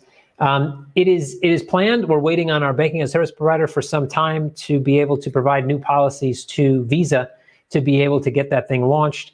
It would be Euro UK first. Once we roll out Europe, sorry, in the UK, or EEA in the UK, the European Economic Area, and the UK, we would then do a USD card out of Singapore. But if we were, let's say we start this process, if we're able to in January, by March, we would have the euro and pound cards out. By June or July, I would estimate USD. So a bit of a ways away, but it is in the cards. Yep. He still, like I said, let's give it another 10 minutes. Let's see if he gets here. It's definitely been more than 15. It's definitely been more than 15 minutes. I would concur that it's been more than 15 minutes. So I'm going to give the guy the benefit of the doubt. See if he can get here. Cajun. I'm going to keep winking every time I do this. It's an inside joke now, so why not?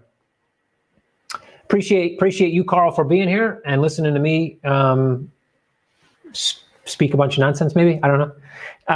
But thanks for being here. Thanks for asking questions. Thanks for taking part. I came to crypto because of the community, man. That's why I left FX and came to crypto, was because there was a community, and I like that, and I still like it. So I'm glad that you're here. Kevin, do you know some kind of life motto that you follow? Do you have some kind of life motto? I do, actually.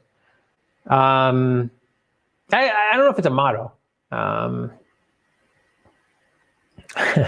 don't know if it's a motto, but I think I talked about this on the other day. So what I found, I used to, when I was in my 20s, early 30s, I've been through lots of fundraising, lots of businesses, stressful businesses, man, trading. Anybody who's a trader or thinks they're a trader even knows how stressful trading can be.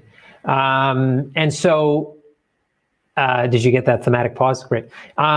So, having all that stress, I always used to, I work and stress about, reaching the level, hitting my goal, whatever, stress, getting that fundraising done, whatever. What I kind of find out, maybe this is my life, I don't know, but I generally think it applies to anybody. What I found out is that if I have a goal and that goal is realistic, doesn't necessarily mean it needs to be easy, but it's realistic. It's achievable, right? And I believe that I can achieve it, and I work towards achieving that goal. I may not get to that goal as I expected, maybe I don't go straight ahead. It ends up, something like this, and and at this point I'm like, man, should I stop? Is this stupid? Should I keep going? I eventually hit that goal. It's all about, for me, it's about perseverance. If you want to do something in life, you need to do it. You take the reins and you do it. No one is going to do it for you. Never rely on others to get to a goal. Now, they may help you to that goal. They may support you to that goal, but at the end of the day, it's on you. And you could be a collective you. You could be, I think for CoinMetro, for us to reach our goals, it's a collective you or a collective we, which essentially means it's me, it's all my team, it's the entirety of our community, it's all our clients. We all need to work together. But me as the CEO, I need to push forward. I need to make sure that we're compliant, that everything's working. I don't give up. I don't give in. If it gets tough, I keep going. I reach the goal. Maybe I don't reach it in the time that I originally thought, but that's it. So for me, that kind of motto is don't give up. The people who fail at business, the guys who tried to do a business, it didn't work out and they quit, that's why they failed. They didn't fail because of the economy, because of COVID, because they didn't have any more money, because not having money is not a reason to quit. It's a reason to find more money. That's business. So if you're not a quitter and you can stay the course, then you will be successful. That's it. That's my, I guess, motto. Tax statement. If you stake, it's typically seen as income. How does it show up on the CSV? It would show up as a staking reward. And it would show up, in the CSV, it's simply going to show as an addition to your balance. But it can be extrapolated because it says staking, STK next to it. So you can take out all the STK out of that CSV quite easily once you have it in Excel, for example. And now you know that if your jurisdiction would count that as interest or income, then you can extrapolate it pretty easy. On credit cards and tax, you and Andre had an interesting convo about the loan repay concept. Any more thoughts on that? I think he hit it on the head, to be fair, for the most part, though. It's tricky. Those type of arguments are winnable on either side. So you should know that if you get into a battle, an audit, you may not win, even if you have a well-structured argument. But you can fight. So that's the thing with some laws. Most laws are not black and white. There's lots of gray. So if you have, and I think that Andre's argument was well-structured and, could win, potentially. One Lambo with XCM. I don't know how much XCM you got. I think I'm already way above Lambo status with my XCM. I shouldn't laugh about that. But, yeah, I don't know. So it depends how much XCM you got, I guess, and what kind of Lambo you're trying to buy. I do think, in all fairness, I do think, in all seriousness as well, I do think XCM has massive potential. I really do, in all aspects, to be fair. But to win this game and to stay in this game for 10, 20, 30 years from now and still be here, it's not a short game.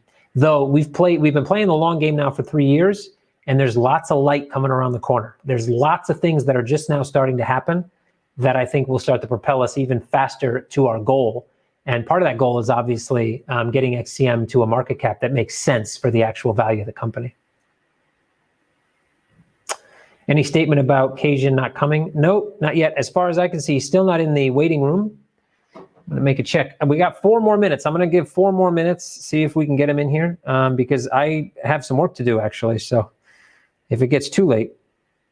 Oh, he said he was at the hotel. Okay, so he's at the hotel 4 minutes ago. Said he needed 10 minutes to set up. So I guess we're gonna go a bit over here. I'm gonna give another 8 minutes. We'll wait till 10:20 my time, 20 minutes after the current hour. And hopefully we get him in here and you guys start throwing out some VXV questions. I did have a bit of a show plan where we're gonna talk about a few other things, but I'll have him do a quick intro and then we'll just take some VXV questions. You can still throw out other questions that either of us can answer if you feel like it. You probably heard enough of me already. And we'll go from there. So it looks like he will make it, so that's good. How does XCM gain value being used as a fee payment? XCM gains value because it's intrinsic. The tokenomics are intrinsically tied into our ecosystem. Every time you make an order on our exchange, XCM is bought from the market. It also ties into the rebate tiers. You have to lock XCM to be able to get access to those rebate tiers. Every time XCM is locked, it pulls circulating supply off the market. As we get more and more volume, we're pulling more and more XCM off the market that's getting vaulted forever. So those things put pressure on the buy side, on the demand side of XCM. XCM, at the end of the day, is a way that we are paid. That's true. It's also a way to gain access to value. It's like a membership token. You gain access to those tiers, and you're able to gain access to benefits, real benefits, benefits that can save you money, that can help you make money. And over time, we're going to be adding more and more benefits.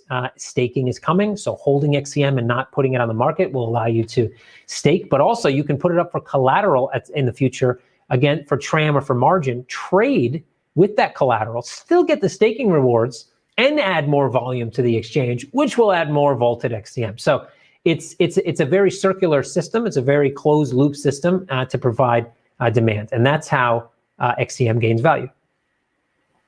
If Kasian is not here, could you say your opinion about VXV project? I think I already have, but I'll definitely wait till he comes on. How's that? The correct response to when Lambo, of course, is soon. Very, very true. Very true. Soon Lambo. Soon Lambo. Thoughts towards Polkadot? Would you consider them as a potential listing? I would consider it, that though I like to list things that need us, just like we need them. We need their community. We want to get that exposure. We want to help their community. We also, well, not only do we need, but we want to help. With things like Polkadot, how much are we helping? They probably are. I don't know what fiat on-off ramps they already have. They probably have many. They probably have listings at many exchanges. I know they do. So we're not really helping them as much, and they're not helping us. And that's going to mean that there's not going to be so much interaction with their community. So we're looking for things that we can list, we can help, we solve a problem, we help, and they help us. So it's not that we won't list. It's definitely becoming more and more of a mid to large cap, and that means at some point we're probably gonna list it anyway. But we'd rather do things like this, get into communities, and just spread the word, and help get those fiat on and off ramps, help get treasury done for utility tokens, etc. But Polkadot's definitely, let's say, on a longer list of, like I said, larger caps that we're looking at. But for now, I don't know how much exposure we really get from listing something like that, like I said, because they don't necessarily need our help. They don't necessarily need what we're offering. Actually, I shouldn't put that way. They need it. They probably don't care as much, though. That's the thing. Makes sense. Then Vit Data Link. Send me some information about it. Haven't looked at it. There's way too many projects for me to have seen them all, guys. Even the super interesting ones. So you definitely have to shoot it over to me and I'll take a look. Kasian sounds like a mediocre British rapper. Not sure he was a rapper, or if he'd be mediocre. He definitely can talk. He's got a pretty good vocabulary, so not sure how well he can rhyme. Though I guess that's not really a requisite anymore for rappers. And if you're mediocre, you probably can't rhyme anyway. Unless maybe mediocre means you rhyme everything. Not sure. Anyway, we need pension fund to get into cryptos. Yeah. Everybody always says we need this. I remember when it was, once qualified custodians. That's when it happens. It didn't. Oh, I remember. Oh, once an ETF is done. Of course, the ETF hasn't happened yet, but wouldn't make any difference right now. Or once there's ETNs, that happened years ago. Nothing happened. So pension funds getting in just means more money getting in. Eventually, the market cap of Bitcoin is large enough for more money getting in, not really making any difference. So more money, at some point, more money coming in doesn't necessarily mean higher prices, to be fair. There's 100 million Satoshis. Imagine if a Satoshi was already worth €1. That would make 100 million Bitcoin, which would be insane, but just bear with me. Why would it go higher?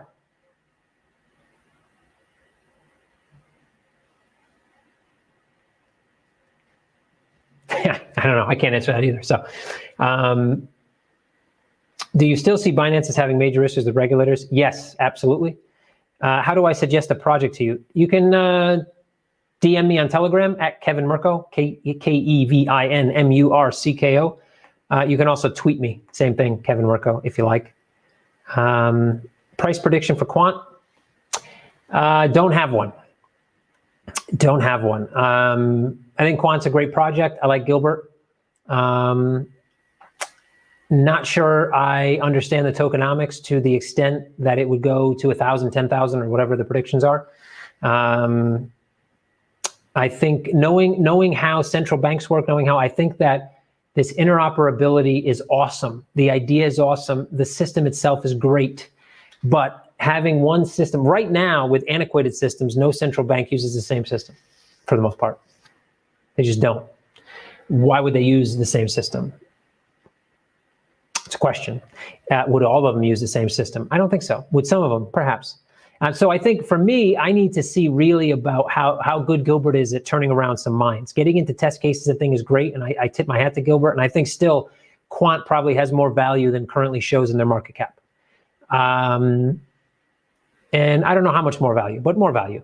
But yeah, I would say it's probably still a buy right now around 10, but wouldn't estimate a top at this point. I can pretend to be Cajun if needed. That might be fun. Kevin, do you think in 2021 we will see some heavy regulations go live for Cryptosphere? No. Regulations take a long time. The EU right now has proposed one. It won't even be out for, I think it's 3 years, and then there'll be a 5-year test period.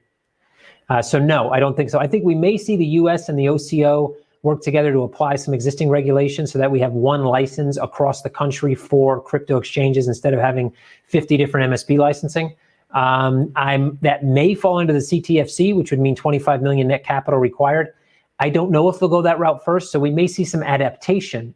Heavy regulation, new regulation or specific, absolutely not. Adaptation, we'll continue to see that this year, next year, year after, that's for sure. Will you have Nakamoto in an AMA? If he reaches out, sure, or she or them.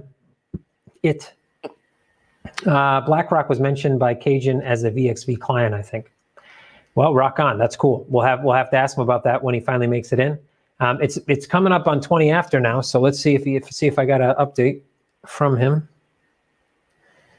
Yep, he said 10 minutes to set up 13 minutes ago, so hopefully we see him pop in. My platform is now seeing the comments again. They came back. Very good. So I can see this last one here and actually put it on the screen. Do you think Brexit will be good or bad for UK crypto? I don't necessarily think Brexit's going to have, look, I don't expect a no-deal Brexit. And even if it were to happen, I expect it to be short-lived. Right now, most of the fight is over fisheries, like fishing, access to fishing. I doubt that we will get to the end here, and without them either kicking the can down the line or coming to a temporary agreement where maybe they leave fisheries up for a couple months or whatever. But for finance, I don't think you're going to see the EU cut off from the UK or the UK cut off from the EU. I don't expect it. I think most people in finance don't expect it. For that reason, I think it'll have a net neutral effect on crypto. Net neutral. First of all, even if there was a hard break, at some point there would be connectivity again for finance. And in the interim, you're not going to see traditional finance start to use, crypto to move payments. Not in the interim. So yeah, I don't expect it. I expect it to be net neutral, to be honest.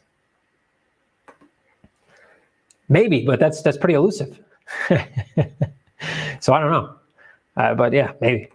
Kevin, do you think CM will run into website reliability issues once you hit Binance tier volume? Seems many exchanges struggle. Look, there always will be some times when we have a pretty elastic infrastructure. We make it more elastic over time, but you never know. Some things do happen, though. I think if you look at things like BitMEX and things like that, it was done on purpose for the most part. At least that's the allegations from the DOJ, and I tend to agree with them.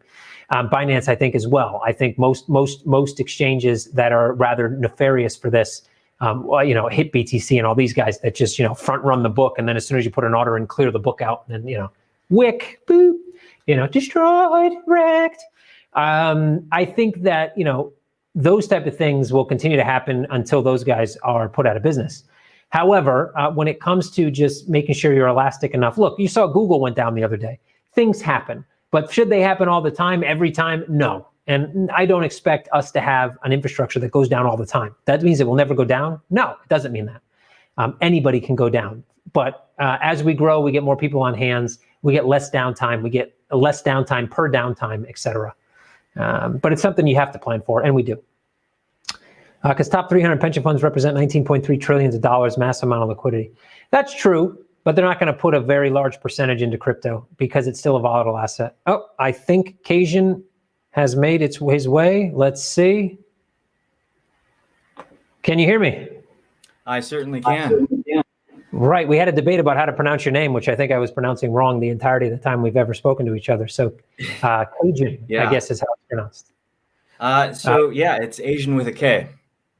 Very nice. Yeah, again, I pronounced that wrong when someone said that, then I got made fun of for a bit. But anyway, we got there in the end. So I think I said like Kasian or something. I don't know. But so we can get that out of the way. Let's have a quick introduction. Let us know who you are, where you come from, and then we've already have questions I think piled up, and more questions will come in. Give us a quick intro, and we'll move on from there. Sure. I was born and raised in Berkeley, California. Actually, I was born in Oakland, and we lived in Richmond, and pretty much raised in Berkeley. And so was my father and his father and his father.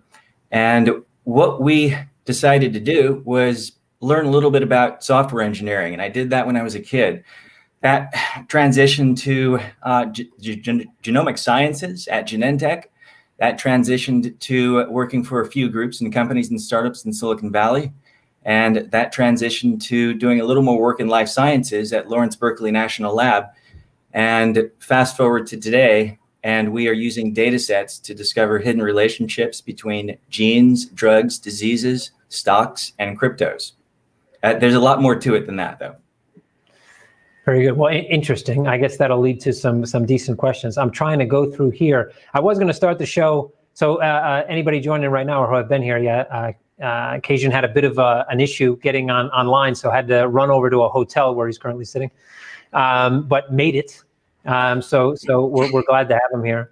So there's definitely been some questions already about VXV. trying to find one that's back in the logs here. We were going to start the show a bit topical, talk about, I guess, what was on a lot of people's minds today was Bitcoin breaking 20K.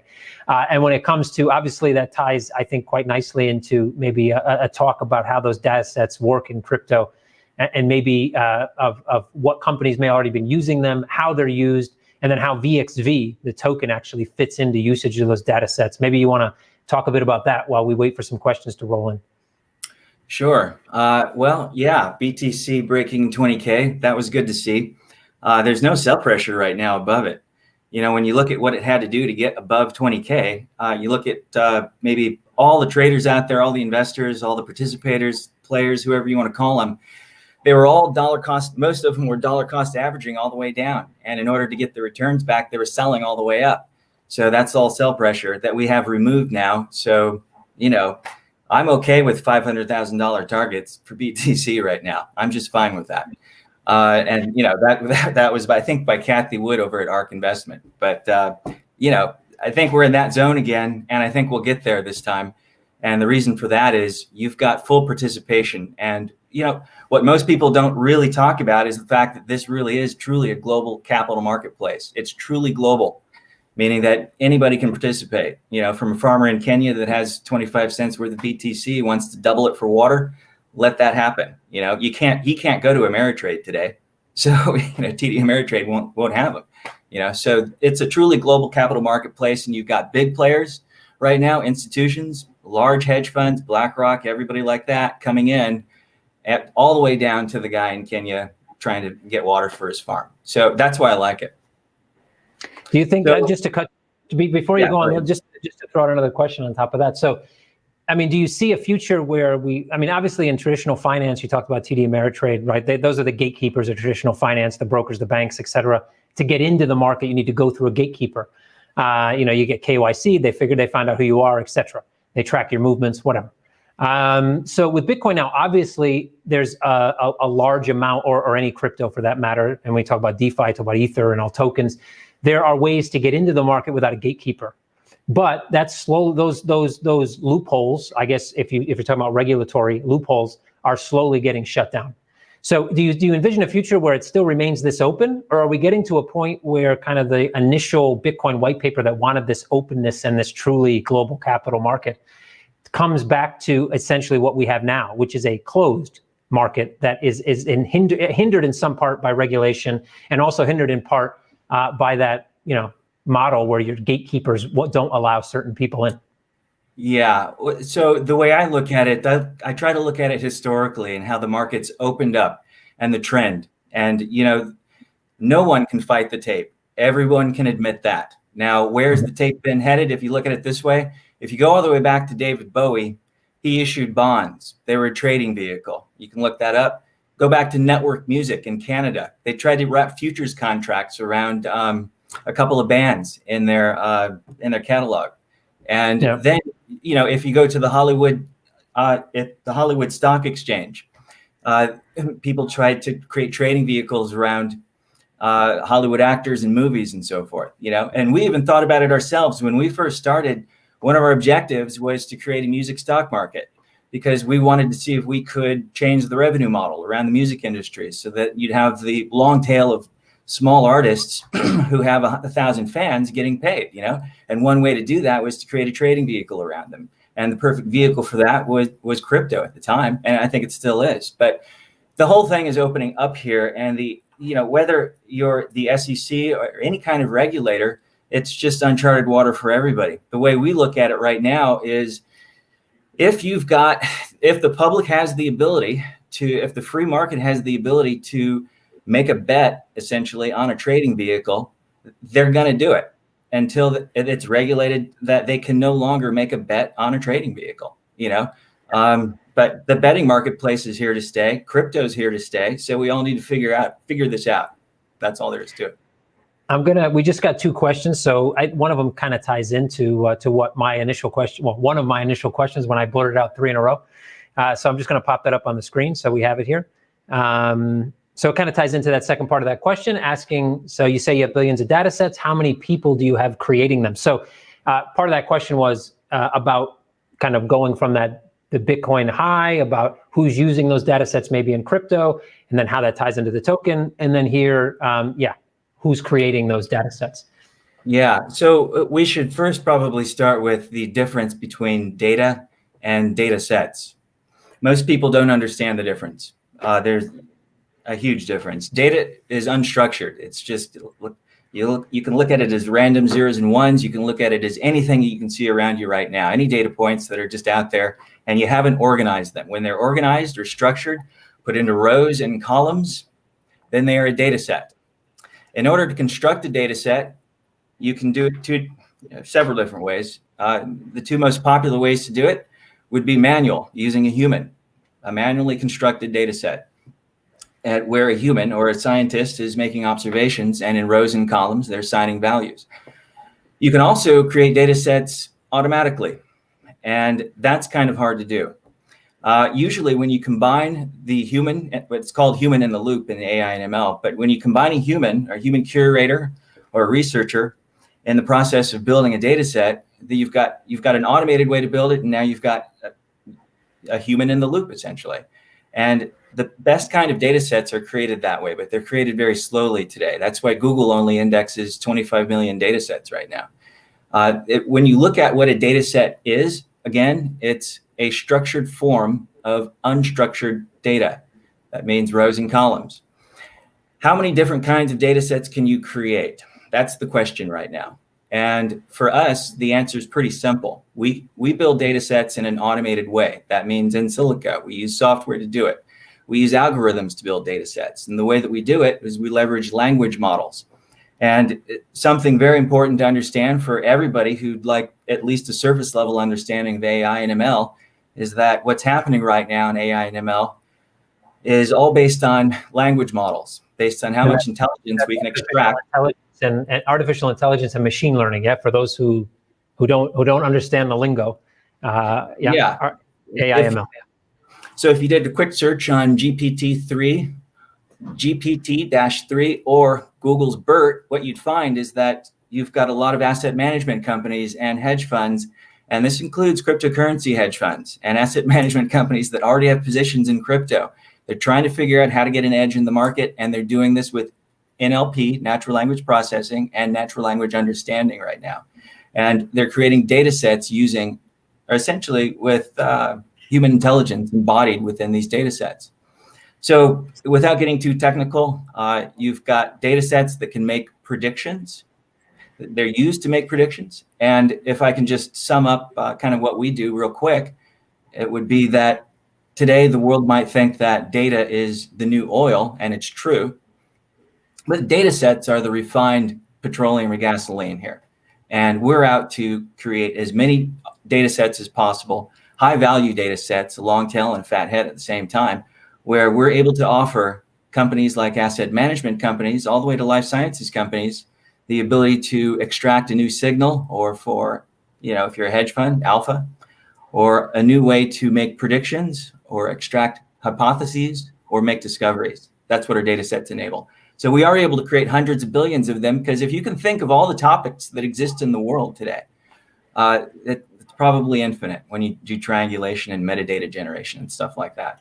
If you can think of all the sectors of crypto that might exist in the future, or all the sectors in the traditional markets right now, for rows, for example, just take one, the pharma sector. If you take 500 pharmaceutical companies and place them in the rows, and if you take 100 drug compounds and place them in the columns, you can then create correlations between new drug compounds that have been issued in the news or based on a new research paper, and public companies, or even cryptos related to that drug compound. Maybe it's associated with vitamin D or something. But you want to be able to create what are called thematic baskets using these data sets. These are clusters of stocks or cryptos related to global events, and that's what we do.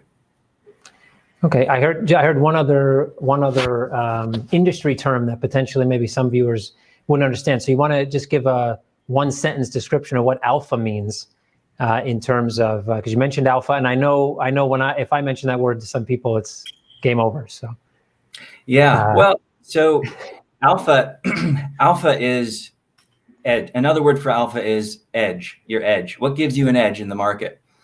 For example, if you're a systematic trader, let's say you're just getting into systematic trading and you're using indicators and you're using the MACD, buy pressure, sell pressure. All right, that's one of your indicators. That's a filter. Maybe you might be using volume as a filter and market cap. We keep it simple. Those are your filters. Based on how you set those filters, that's your system. You start trading it, that's your model. Stick with your model, whatever it is. That's what you do. Well, when you look at alpha, it's whatever you do that's proprietary in your system or in your data engineering pipeline or within your hedge fund, or if it has to do with information arbitrage or acquiring information somehow. That is your model. That is your system. It gives you an edge over everyone else. It is a unique factor that enables you to generate money over someone else. And in particular, the way that it's judged with an asset management or hedge fund is, if you're beating the S&P. So if you're beating the S&P 500, the S&P usually returns, between 8 and 14% a year, something like that. Probably not this year, probably way more. But when you look at the S&P, you want to beat the S&P. If you're beating the S&P, you've got edge, you've got alpha. But, everybody has different kinds of edge and alpha. You want to make sure that your edge or your alpha is unique to you and enables you to generate cash ahead of everybody else. Yeah. So you want to beat the market, basically. You want to beat the benchmark. That's your alpha. So I'll throw this up. I guess this is pretty less than topical question. So please break down what VXV does. So VXV, for those who don't know, is the token, the token that sits on Ethereum blockchain, ERC20 token that Vectorspace has created. So what does VXV do? So if you want a data set, well, first let's go back to the edge or alpha that we provide a hedge fund, for example. So if there's a global event like the coronavirus, and you're a hedge fund, you want to know what equities have hidden relationships to that global event, the coronavirus. If you know what equities are associated to it, like Novavax, NVAX, then you're going to want to trade that. You're going to make money from that. You're going to make a lot. Anyone that invested in stocks related to the coronavirus in the context of pharmaceutical companies made a lot of money over the last year. And they made a lot of money over the course of from January 21st all the way to today, essentially. January 21st was the date that we generated the thematic basket for the coronavirus.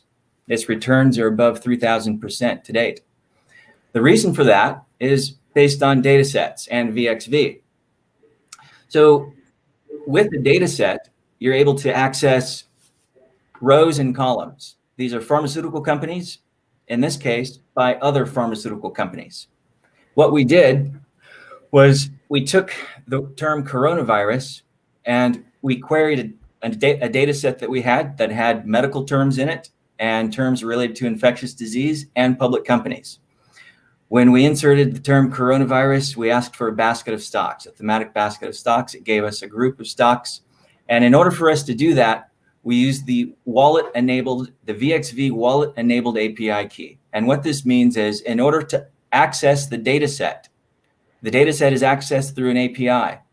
And in order to access the data set, you've got to access the API. In order to access the API, you've got to pass it a key. That key is the wallet address.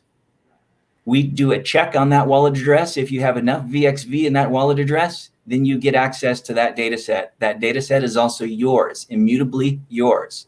That means you can resell that data set. If that's a high value data set and you've got a hedge fund making $1 billion a month on it, you're going to want to maybe lease it out. You're going to want to control that access to that data set. And VXV enables control of access to data sets. But more than that, one of the largest issues that the world faces today would be compromised artificial intelligence systems. This means hacking into AI and ML systems. What you're seeing today is, these are script kiddies. Who knows what's going on here? But where we're headed in the future is security on data sets, because data sets power AI and ML systems. And it's not just security, it's related to something called data provenance and data lineage. Data provenance and data lineage and data governance. Those are extremely important things when it comes to making sure your data is accurate, robust. If billions of dollars are on the line, you're going to want to make sure that you know where that data came from. You're going to want to know all the timestamps. You're going to want to know all the changes made to it, all the calculations, who made those changes and when and where, what, who, how. You're going to want to know everything about that data set's history. And you know how to do that? The best way to do that, just create hashes of every chain, of every change, and then put it on chain. It's very simple. This is what the blockchain was made for, exactly this. And that's what VXV is made for, exactly that. So when you look at VXV, it's the crypto side of the Ethereum blockchain. We've got access to every single change that happens with a data set as long as we hash it. It's that simple. We can guarantee that this data set is the data set that you ordered with the changes that you have in place without anyone coming in between and making a change to that data set. Because if you make a change, if you can hack into the pipeline of a data set, a data engineering pipeline, and make a change to a data set, then you are essentially controlling, or you're controlling the outcome somewhere of, potentially a lot of money. So it's very important to have data provenance, data lineage, and data governance involved. And the only way to do that is to create hashes of hashes on chain with VXV.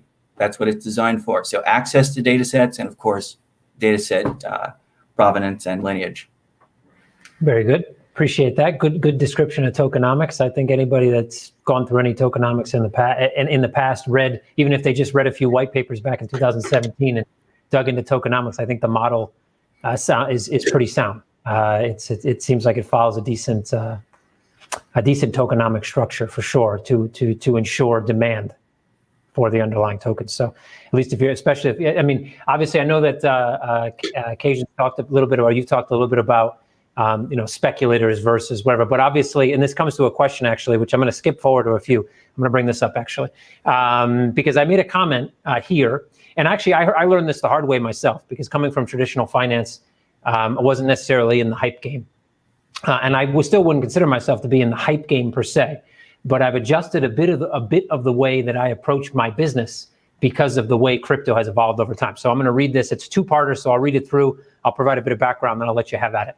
So Vectorspace sounds way too complicated for me to comprehend. Would you agree with Kevin when he said you don't only need a fundamentally sound project, but you also need to create hype, make it in the crypto industry? Or do you mainly rely on real clientele for the interest in VXV Vectorspace as opposed to retail clients? And then he actually came back and said, I shouldn't say retail clients, I should say retail speculators.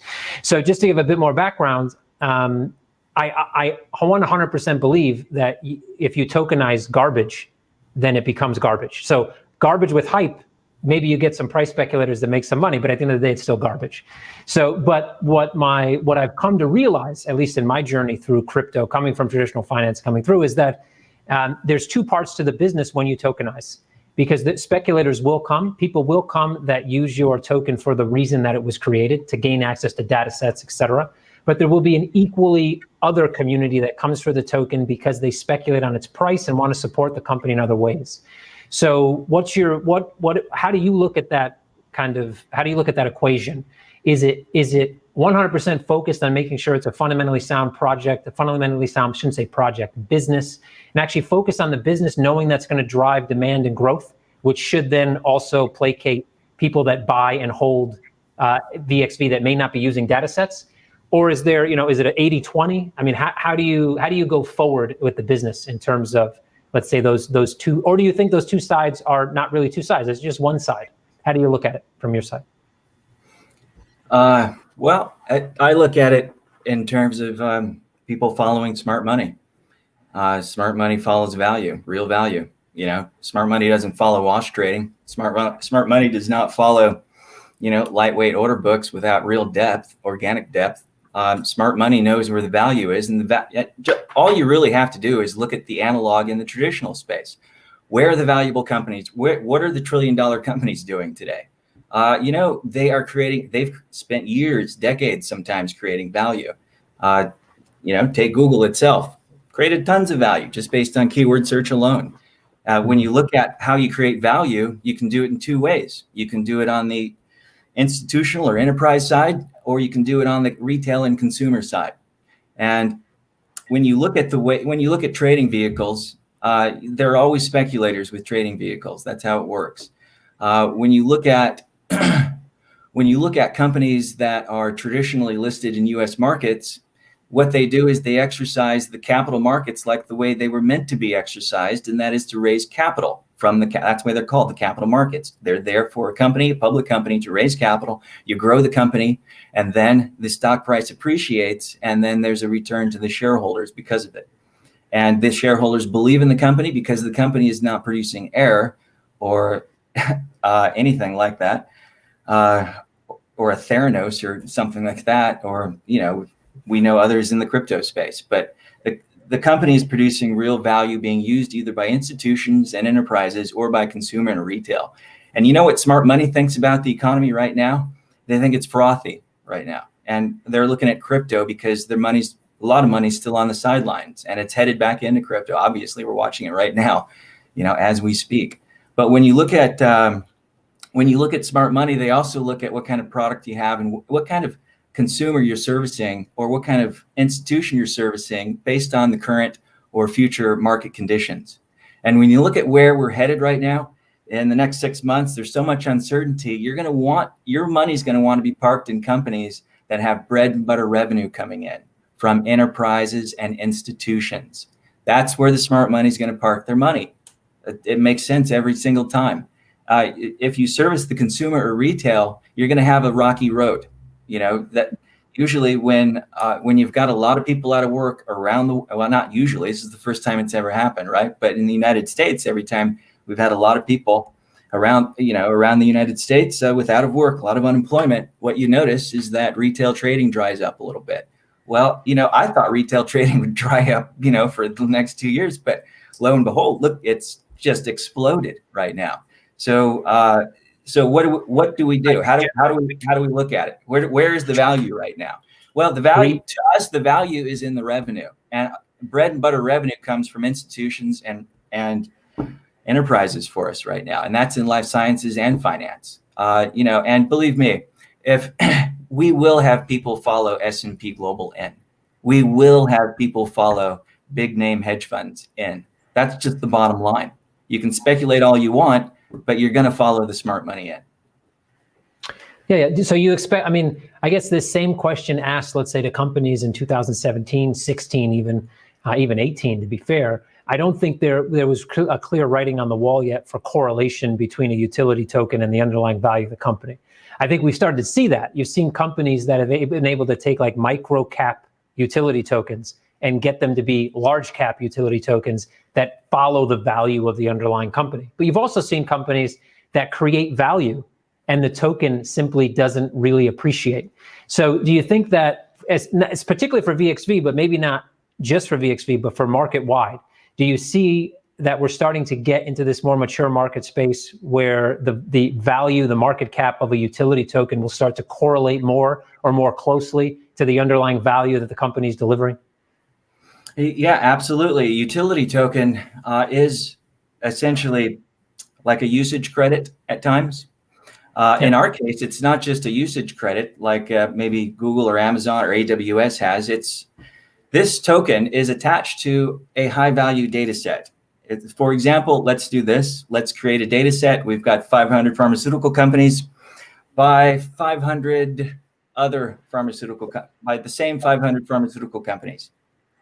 And we have designed and created that data set using 1,500 papers coming across from the National Library of Medicine every 24 hours based on COVID, okay? So that's the data set that we designed, and we have racked up enough VXV. We've built up enough position in VXV so that we've got a wallet filled with 100K VXV. That VXV has enabled us to create and design that data set. We can now either trade on that data set, trade the baskets coming from that data set, which you can make a lot of money from, or you can lease that data set out and make a lot of money from it. The fact is, it's a high value data set that makes money, and you own it because that VXV that you have in that wallet that you acquired, the position on the open market that you acquired, that connects to that data set. That's yours. Some data sets are worth millions, 10 million bucks, you know, satellite imagery and stuff like this.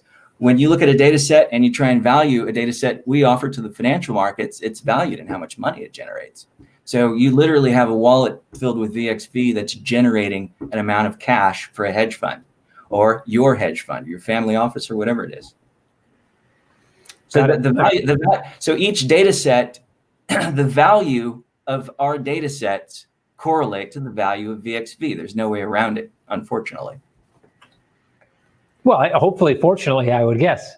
Well, I think the concern that the public has expressed to us is, well, my goodness, I'm not going to be able to afford data sets if if VXV spikes up to $100. But do you price data sets specifically in VXV, or do you price them in fiat and then relate that value back to VXV based at its market price? Yeah, this is on a case-by-case basis. We have some customers that don't want to have anything to do with crypto because there's just too many steps involved. They have ADD, they're done with it. So we want to do those steps for them. We remove a little friction and so forth. And that means that we do provide a fiat gateway using Stripe. And then we take the fiat, convert it to VXV based on an open buy order, a buy order on the open market, limit order, not a market order. A lot of people get confused by that. When we say a buy order on the open market, doesn't mean market order. It means limit order on the open market. So we take 50% of revenue. So for example, you've got a fund. If we have an asset management company or a hedge fund or a family office come to us and say, hey, look, we want the maximum number of minutes, and we provide data sets with updates on the minute. We want this data set with a maximum number of updates, and there are 1,440 updates in a day, 24-hour period. And that equates to about 30, depending on the package, it equates to about $30,000 to $50,000 a month that they'd be paying for a single data set. So we take half of that revenue and we acquire VXV for them if they don't want to do it themselves. So, all things considered, it's, every customer that we talk to, every customer that we onboard, there's a complete network of, it's like a high-powered magnified advertising campaign for VXV, essentially, because VXV means that you've got access to data sets that you are making money from. And that's why they're lined up outside the door right now. Do you think we'll get to this question that I just posted, but do you think that this, because we talked about this actually on our call, if you remember, when we talked about treasury management, kind of utility token treasury management, but do you think your company itself receiving fiat and then making a conversion of 50% of that doesn't fall under exchange licensing or MSB in the US? Well, that's why we do like offloading liability. So so we like working with third parties. We work with Trustology for custodial services.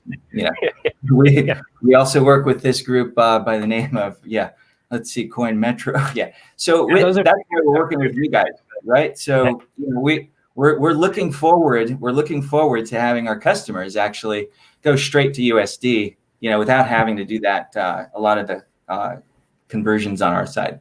So that's good for our customers because it removes steps, obviously. Yeah, exactly. Okay, so we have a question here from Colmer saying, what if two people tried to create the same data set? I think he's referring back to when you were talking about that, when the data set's created, it's hashed and you own that specific data set. So can two people own the same exact data set? Well, that's as likely as maybe a collision in the hash space. So, yeah. Could somebody create a very simplistic, if two people have the same idea, like Corona, like we talked about this Corona data set, yeah? So let's say, maybe not in January, but maybe sometime in March, people are like, people get the idea that, let's create, would the data set, would you assume that if somebody created that data set, unless they created it even it's the same keyword, let's say, or however you pull that data, let's say it's Corona. If I create a Corona data set today at this timestamp and someone creates it 55 seconds later, an hour later, a day later, would you assume it would be different simply because obviously the market has changed and potentially that things that were included in the first data set might not be included in the second? Yeah, well, let me restate what I said. And let me clarify that two people could create the same data set. Let's say if you just wanted semiconductor companies, correlated semiconductor companies, without any context, and you just wanted to use the generic default data sources, you'd run into an instant collision, right? But to avoid that collision, somebody would already have owned the tokens mapped to that data set. And that data set you'd get notified that that data set wouldn't be available, that exact data set. Would you like to choose a different data source? Would you like to choose a different column? Would you like to add maybe another sector? Would you like to add a different group of stocks? It's usually in the different data sources. And one of the reasons there are unique data, we have so many unique data sets, is because every customer has proprietary and unique data exhaust, basically. Yeah, makes sense. Okay. Another question from, what's the Redib2K, I guess. What would be our use for holding VXV except VS AI buying back expensive? So I guess the question is, if we're not using data sets, what would be the use for holding VXV? And he says, except, I think you made a comment in Telegram about you guys actually buying back from the market. So I guess he's saying except for. So this is obviously a speculator saying, is there a use? Is there a use outside of just a data set, or would you just be waiting for your VXV to be bought back at a higher price? Right. So we create baskets of trading vehicles. That should interest anybody trading VXV. That's what the data sets are designed for, to create thematic baskets of cryptos or stocks. So by taking a position in VXV, this automatically grants you access to the ability to create data sets on the free tier that we have, to create baskets, thematic baskets of crypto. You can trade those baskets. If something happens in the crypto sphere and it's an event or a theme, you're going to want a basket of crypto related to that, and you're going to want to trade it up or down. So having VXV enables that kind of access. Now, if you don't need to make money with thematic baskets of any kind, if you don't need to make money with crypto, then you don't need VXV. It's that simple. Maybe you still want it, but I guess maybe you don't need it. Well, yeah, right. We still want it. Yeah. So how do you ensure the safety of the data that people will send to the VXV data sets? Yes, so that connects to the data provenance and data lineage and data governance side. And we engage in QA and validation, standard QA and validation practices, QA, quality assurance. And that just means that, we have proper processes, procedures, and protocols for all the software engineering that's done and the data sources that we use. One of the things that we've actually come to learn over the course of the last couple of years, based on all the personalization and redaction that has taken place with a lot of data sets, that it is a requirement now. Many different companies, not just, let's say, many different, every single company has some kind of compliance or regulatory issue they have to abide by related to the cleanliness of the data set, where it came from, the governance and the provenance and the lineage. So when we provide data, a data source, and when we provide a data set, we've already answered a questionnaire that has vetted us as a company, and in terms of our data sources and how accurate or robust they are and how reliable they are. And then, of course, when you on-chain every event in a data set or every change to a data set, that also gives you a good security. Very good. I should ask you about your time as well. I think how much time, because we do have a good amount of questions that we still need to get through. But we can just keep going. Okay. I myself have been here quite a long time, but we'll get through. We'll try to get through most of them, and I think I'm coming up on 11 p.m. So if I start talking a little slower, my apologies. Okay. Can you give us comments on buybacks, when these may start and how they will be executed, etc.? Sure. So what we're doing is we're taking 50% of revenue and we're buying back on the open market, and that's going to happen.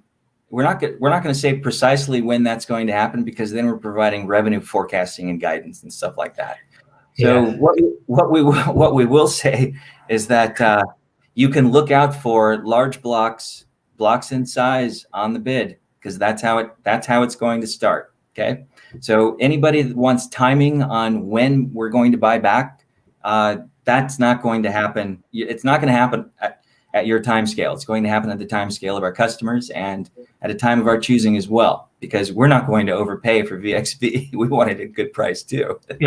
Yeah. So what I would say is that, just because I'm going to toot my own horn just a little bit, but if you're on a decentralized exchange, for example, and you happen to find VXV, obviously you can't see the order book. But on a centralized exchange, most of the time you have transparent order books, which means that you can actually see when limit orders are sitting in the book, and you can probably understand when those buybacks start, as Kasian just mentioned. So, okay, so what is happening on that screen behind you? I guess I've had that question actually since we started. Yeah.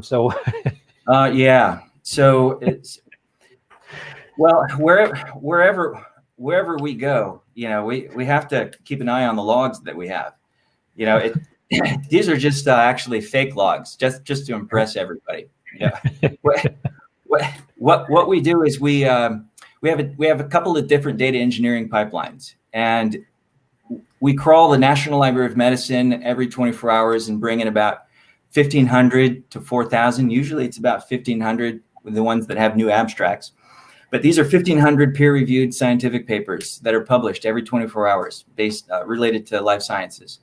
And we bring those in. They all have PubMed IDs that you see there. And as they're taken in, we also are processing updates to public company profiles. When you're a public company, there are all kinds of ways that you'd like maybe sometimes to update your profile based on some kind of change within your corporate structure, whatever it is. So we take in public company profiles on the traditional market side. We process those and these are just the pharma companies right now. We process the public company profiles from pharma companies along with encyclopedias and along with news and 1,500 peer-reviewed published scientific papers from the National Library of Medicine every 24 hours. After that, a data set is created. Oh, we also crawl drug compounds from drugbank.ca. This is a drug compound database. It's a pretty exhaustive database. We crawl the FDA as well and clinical trial databases. But we bring this data in, we process it into a language model, and then it's compressed into a data set, basically. So through our data engineering pipeline, we extract the vectors. The vectors are created. We use experimental and formal models from Google's BERT to Elmo, GPT-3 to Word2Vec, which was based on some of our original experimental models at Lawrence Berkeley National Lab. Anyway, these are language models, and if you look at AI and ML, a lot of it can be summed up in terms of comparing an input vector with an output vector. And if you have good similarity between the vectors, then you get a good correlation score. So we extract these vectors from these language models, and we create a complete data set from them. And you see that data set going across the screen sometimes, rows and columns. And it's a way for us really just to make sure that we've got these things spun up for every customer as well. Because a customer sometimes might come to us and say, hey, look, we don't have a data engineering pipeline. Can you guys do everything? Can you go to these data sources? Can you take this data? Can you build this data set with these stocks? And then we're interested in these topics for the columns.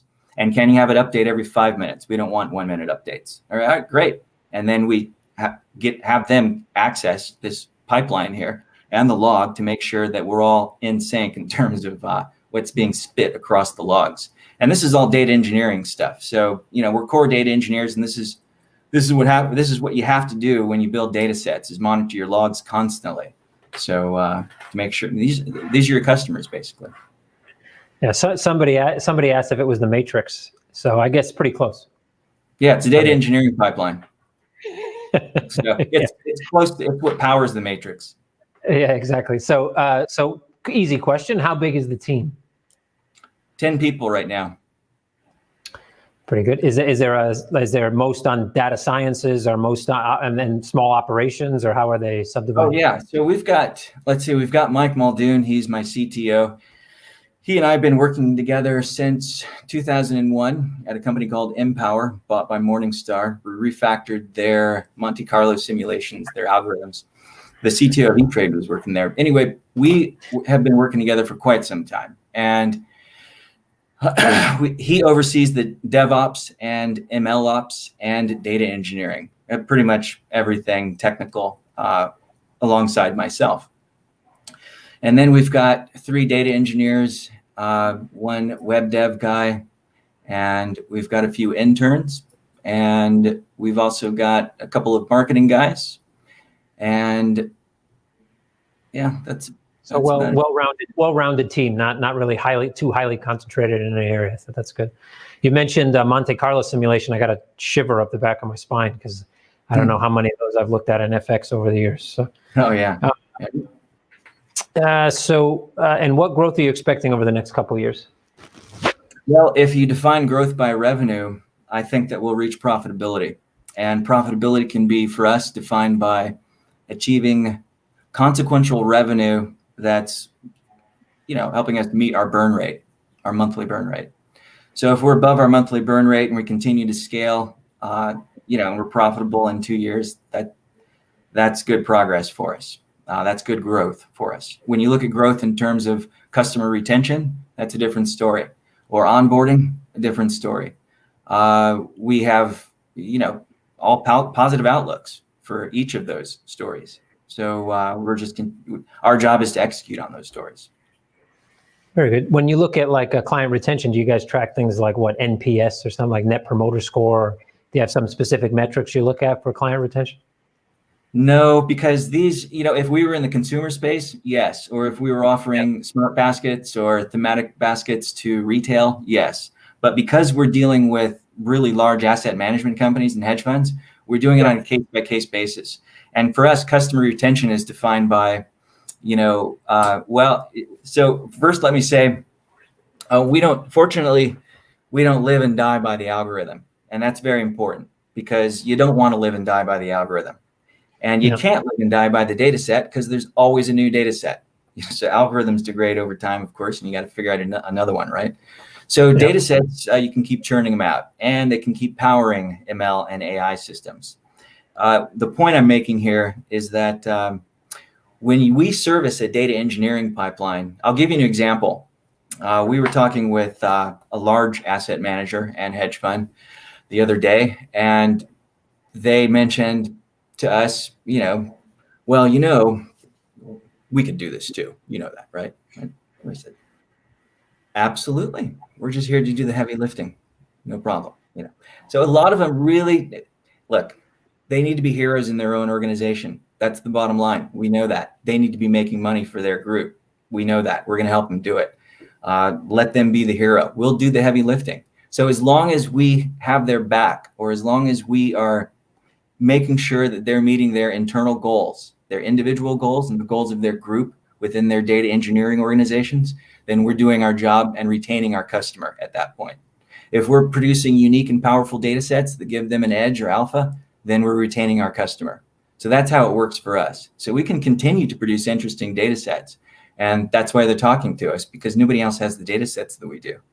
You can't generate the data sets that we do unless you do actually, spend the years doing the software and data engineering that we do. And it takes a deep knowledge expertise as well. So they recognize that we have a very deep knowledge expertise in the financial markets and the traditional markets. And, they want to cut their teeth on the crypto markets. So, we talk to them about what's happening in the crypto market sometimes. Sometimes we don't talk at all about crypto, or sometimes with certain customers, we don't talk at all about VXV. But the fact is that our customer retention happens for us pretty much automatically. We don't have to do anything. Customers are just enamored with what we do, and that is, if we're giving them an edge, helping them make a little money, then you're going to be enamored with what we do. Yeah, very good. Okay, so this is a VXV question, specific VXV question. So what's the circulating supply of VXV currently? Too much. It is 30 million right now. And, we wanted to keep it at 10 or under, but we did have to raise a little capital, and hopefully we can get it under 30 mil. That's for sure. Very good. So this kind of ties into that question a bit, at least the second half of it. With those scenarios occurring where you are purchasing on their behalf and obtain VXV and data sets are given, what happens to the VXV thereafter? I'm assuming it sits in a wallet so they can access that data set. Yeah, it does sit in a wallet, and the wallet is safeguarded by Trustology. And if they want to, it's up to them. If they want to discontinue use of the data set, they can do that. If they want to then sell the VXV on the open market, they can do that. They have to offer it to us first. So, first right of refusal.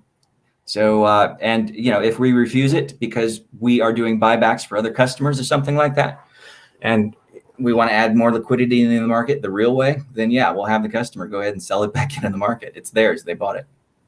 Oh, yeah, very good. Is Vectorspace currently providing data sets to companies developing AI? Any examples of what your data sets already help to accomplish? I think you've already provided a few of them.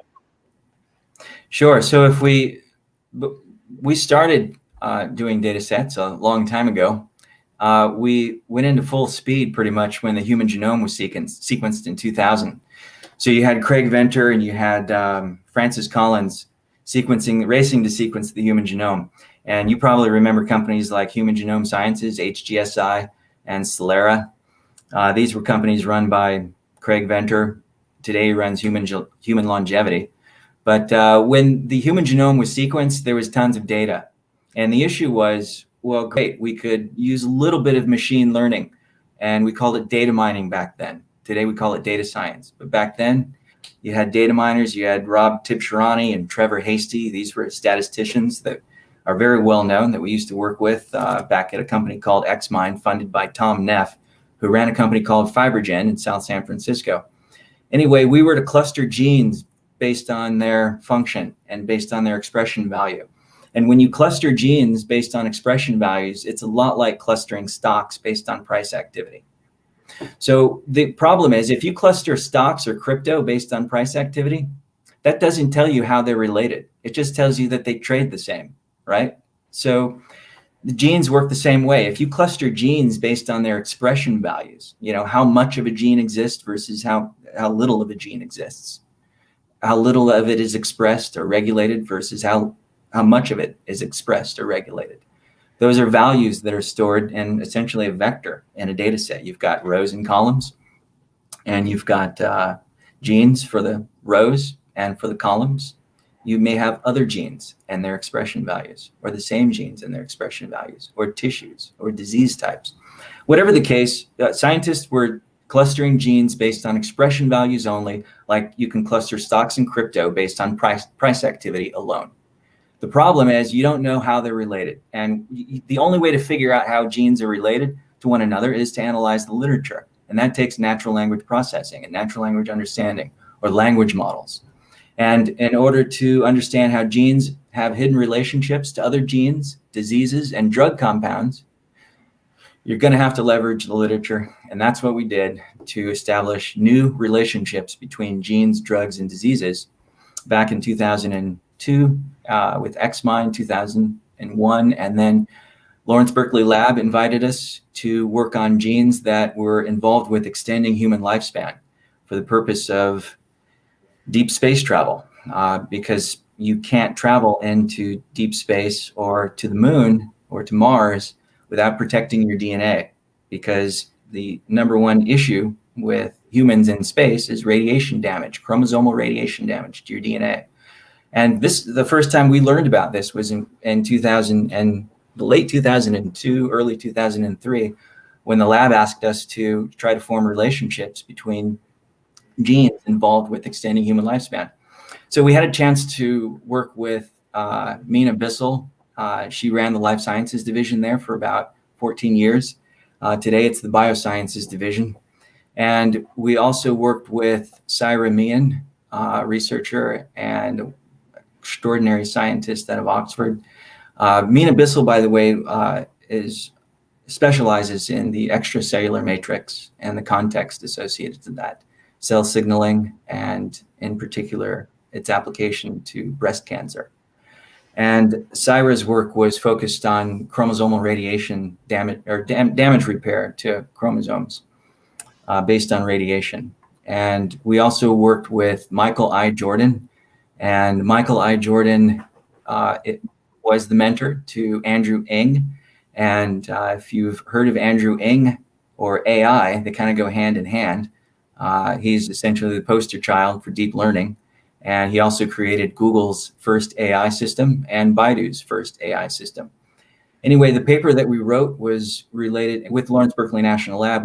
Was also on the paper, but we wrote the paper related to extending or genes that were related to extending the lifespan of nematodes, and these are small worms. And we got the idea that we should maybe apply this to the stock market, because my family has a background in the traditional markets. My mom's been in investment banking since the Montgomery Securities days, since Ivan Boesky and Michael Milken and stuff like that. So she's heavily on the traditional side. Montgomery got bought by Nations Bank. Nations Bank got bought by Bank of America.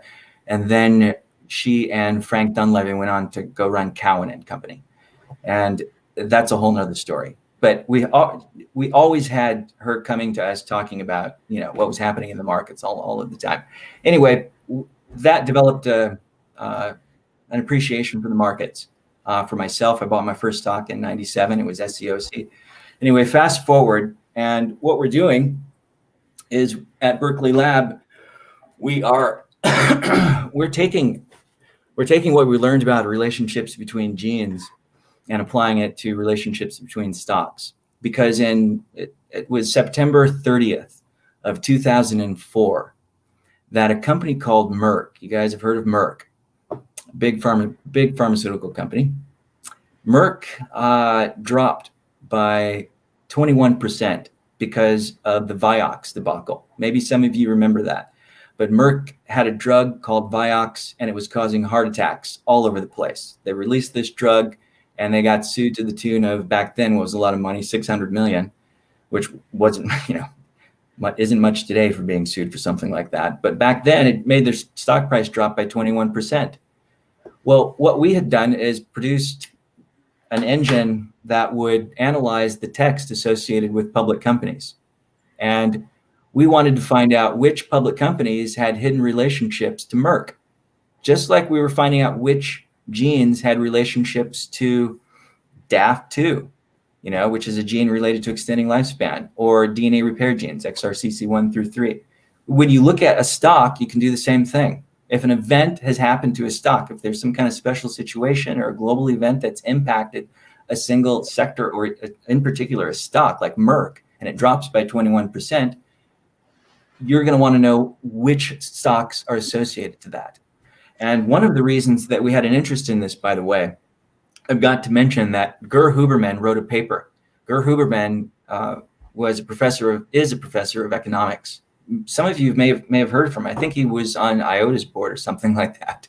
But he wrote a paper related to a company called Entremed. In 1998, after the close, they issued news saying they had a cure for cancer. And on a Monday, they rose from $8 to 88 points.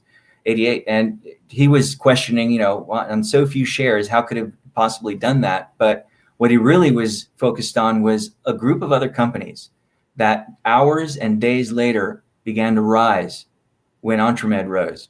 And if anyone would have positioned in those companies, they would have made a lot of money. Why didn't anyone position in those companies? That was the question that his paper tried to answer, but at least brought up. So we decided to process all this literature associated to public companies, see if we could get the same thing that happened with genes, where we were extracting hidden relationships. And sure enough, Pfizer popped up as most closely related to Merck. Well, the reason was because Pfizer had everything in its pharmaceutical pipeline related to Vioxx, but just didn't use the word Vioxx.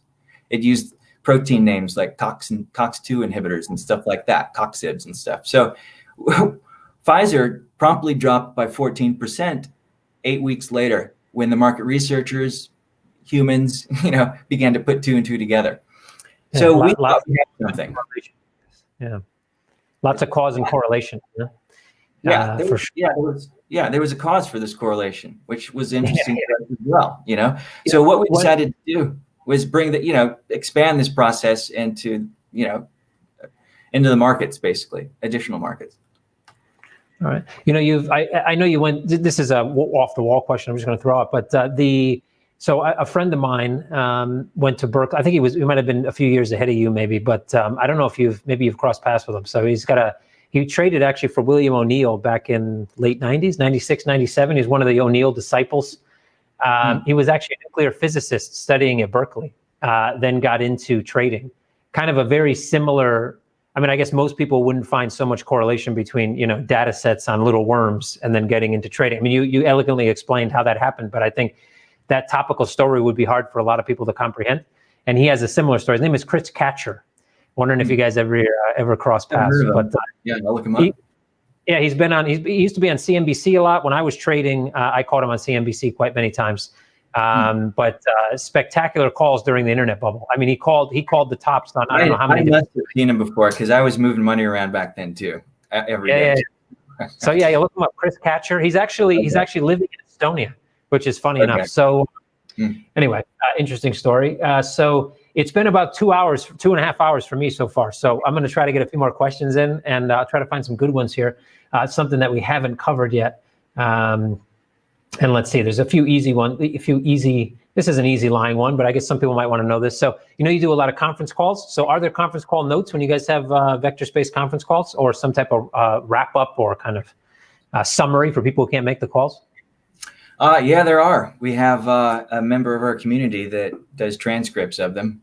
And he also does these funny audio transcripts, which are hilarious. I miss those, by the way, but we'll repost those.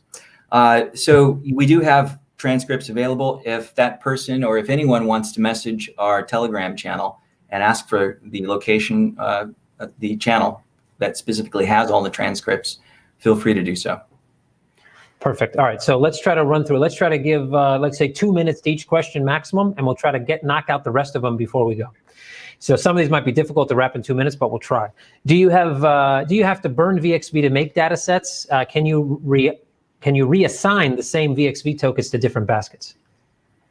Okay. No, we don't do any burning of any kind. And the second part of that question was again? Can you reassign the same VXV tokens to different baskets? Okay, all right. I guess that would be different. Can you reassign different VXV tokens to different baskets? Well, the answer is yes, we can. So if I understand correctly, the person is asking if I've got this much VXV and it's associated to these data sets that produce these baskets, and I'm done using those data sets and baskets, and I sell my VXV, can that VXV then be reassigned to a data set with other baskets? The answer is yes. Yeah. Okay. I think that's the question. Yeah. At least that's what I infer from the question as well. So good to go. Is the data in a given set dynamic or fixed at a point in time? It is dynamic. We update on the minute. In most cases. Yeah, and I guess they can be customized as well. Like you said, somebody can have updates every 5 minutes, every 10 minutes, every whatever. Is the minimum 1 minute? Can you go below 1 minute in terms of update if somebody wanted to go really high throughput? If they wanted to invest in a very high-end data engineering pipeline, yes. Yeah. Okay. This one from Ronan from YouTube. What should or can I be learning how to make sure I will be able to make proper data sets of high value using my VXV? Well, we're going to have not only a backtesting pipeline that can be available to that we're going to make available to the public, but we'll have a way to generate a thematic basket, and then go a year back and understand how that basket performed, and not just over a year's period, but maybe when a similar event or the same event occurred in the past. So we'll have that available to make sure that you're creating the right basket, the right data sets. So you can test the data set, see its return, and of course, if it returns a lot, it's a high value data set. So this question, I already know the answer, but I'm going to throw it anyway because other people may have it.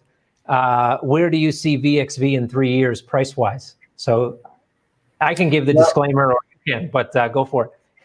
Yeah, well, we don't comment on price, number one. And number two, we do analyze the activity we're designed, and we're designed and built to analyze the trading activity of trading vehicles. So occasionally we will comment on our own trading activity, but we separate that from commenting or speculating on the future price of VXV. We can say, though, that data sets, they're only going to increase in value.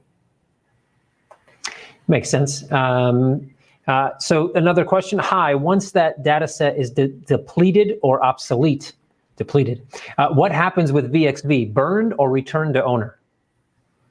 It's sold on the open market. If you acquire VXV, it's a free market capitalist kind of a situation here. So you can sell it. You can buy it and sell it. Very good. I think this is a similar question. Let's see. If a data set with high value is tied to a VXV token in an API-linked wallet, what is then available on the market? Would the market tokens have a different value? The market tokens may or may not have a different value. That depends on whether or not the person or the group or the institution, individual, trader, whoever it is, wants to resell those tokens associated to that data set. For example, if you purchase a data set, you're going to do it with VXV. That's the end result. And what that means is that if you'd like to resell that data set, yeah, you can bid the price up of that data set if you want, and that would require more VXV. If the market bids up the price of VXV because data sets in general are becoming more valuable, that's going to happen too. The dynamics associated with this kind of utility token marketplace, it's, again, uncharted waters for a lot of people. One thing we're not going to do is predict every single outcome. So the tide lifts all boats, basically. Yeah. Okay. So Hamish has a question also from YouTube. Are we getting to a point where we can scan everybody and everything, CCTV everywhere, and that we can actually link that data then to outcomes and see what happens? So I guess are data sets now being created based on this kind of everything's videotaped kind of thing, where everything we do is now documented? So can that also be abstractly used in data sets? Yes, and that is being done today and has been done for a long time now. Metadata and triangulation. Yeah, absolutely. Yeah. Can we have a VXV tram account with a trader running on the outputs of VXV data? So I think I can probably handle it. This one I can probably knock out. So what I would say is that it depends on the data sets, because obviously we don't have everything under the sun listed. So depending on what we're listing, you can only trade what is listed. Thus, I guess specific data set could be created, and based on the data set, potentially CoinMetro could list assets that data set correlates to. And thus then, yes, I guess this would be a possibility. But yeah, I think the more assets we have listed, then the more probability there is, or possibility there is, that a managed account or a tram could actually trade using data sets created. I don't know if that's you have the same opinion. Yeah, absolutely. One of our goals is to have one-click thematic basket execution, where you've got cryptos and stocks in the basket. So that's where we're headed. Very good. We have two more questions, I think, and then maybe 2 comments. So we'll see if those comments should be posted. Are there many competitors to what you're doing? What would Vectorspace's USPs be in your particular field? Well, so we don't have any direct competitors. And, in the spirit of full transparency, because transparency is one of our secret weapons, when you look at what's called a feature store, this is something everyone should take a list. This sector of companies is something everyone should take a look at. They're creating features for dataset ingestors, for machine learning and AI companies that are hungry for data sets. So a feature store enables you to take essentially a column of a data set and exchange it and to see if it produces a signal. So in terms of competitors, the closest competitor we would have would be a combination of Palantir mixed with Snow mixed with Google at this point. And one of the reasons we include Google is because we have spent a lot of time in the search and recommendation and discovery space. But more than that, we've watched Google evolve from a keyword search engine essentially to an advertising company, and still maintaining their bread and butter from keyword search. And we see the future really being one made up of more machines that are searching for data than humans searching for data. And we're out to address that. It's in our mission statement on our site today, and has been since inception. And if you get machines to transact data sets with one another, because this is the only way that machines can search for data. They have to do it looking for data sets, looking for structured data, rows and columns. Then they use that to make decisions. And that data can come from IoT devices. It can come from the CCTV cameras mentioned earlier. It can come from anywhere that you can extract data points from. We specialize in the language part because we see more intelligence built into language than pictures of cats and fire trucks. So in terms of competitors, yeah, we started out doing something called relationship networking, and that doesn't mean, physically with people. It means establishing relationships between entities, hidden relationships, and helping connect the dots between entities, people, places, and things. And Palantir, we did this work at Lawrence Berkeley National Lab with a few other government agencies, and Palantir came over and took that over and does a very good job at it today. We decided to focus more on the industry side, and they focused more on the government side. So we know what Palantir does very well. We consider them both a competitor and a partner because they do have a need for data sets as well. So does Snowflake. Snowflake is more of a data set company, or more of a data set company in terms of distribution of data and data sets, data lakes and stuff like that. So we look at Snowflake, and Snowflake looks at us as a data set pipeline. And that means we connect to them and they distribute our data sets. So, but yeah, those would be our comps right now. Very good. All right, so we have two last questions, and then we have a comment which I'll throw on the screen before we part ways. So I think you've already just kind of explained this, but just to put a head on it, any VXV killer or competitor out there currently? So you've talked a bit about competition, but also partnership. Is there anybody out there that kind of you're gunning for to kind of take their? I guess the answer sounds to me like after hearing all this, the answer is no, really. But is there someone out there that you're kind of looking to gun for in terms of your industry? Yeah. So I'll tell you exactly where our competitor is going to come from. It's going to come from one of our customers, because we are in the most shark-infested waters that have ever existed. The intersection of AI, hedge funds, and crypto. We know that at times there will be customers, partners that will attempt to duplicate our data engineering pipeline. And we're happy to have competitors. We want competitors to come into the space and froth it up, because we also want to prove that we're the signal among the noise. Anything that they do is going to be noise. You just can't simply duplicate what we do. It's all in the way that you calculate scores for features within vectors, and then how you compare those vectors for similarity. Very cool. All right. I think this is our last question. Let's see. Does VXV or Vectorspace actually use metadata interpretation? Yes. And I'm going to probably say that what they meant to say is that we generate metadata, and with the metadata that we generate, we're able to extract different insights and interpretations of the data. Yeah, I think that came from what one of the last questions where someone was a CCTV camera question. But yeah, I think that's accurate. So good question.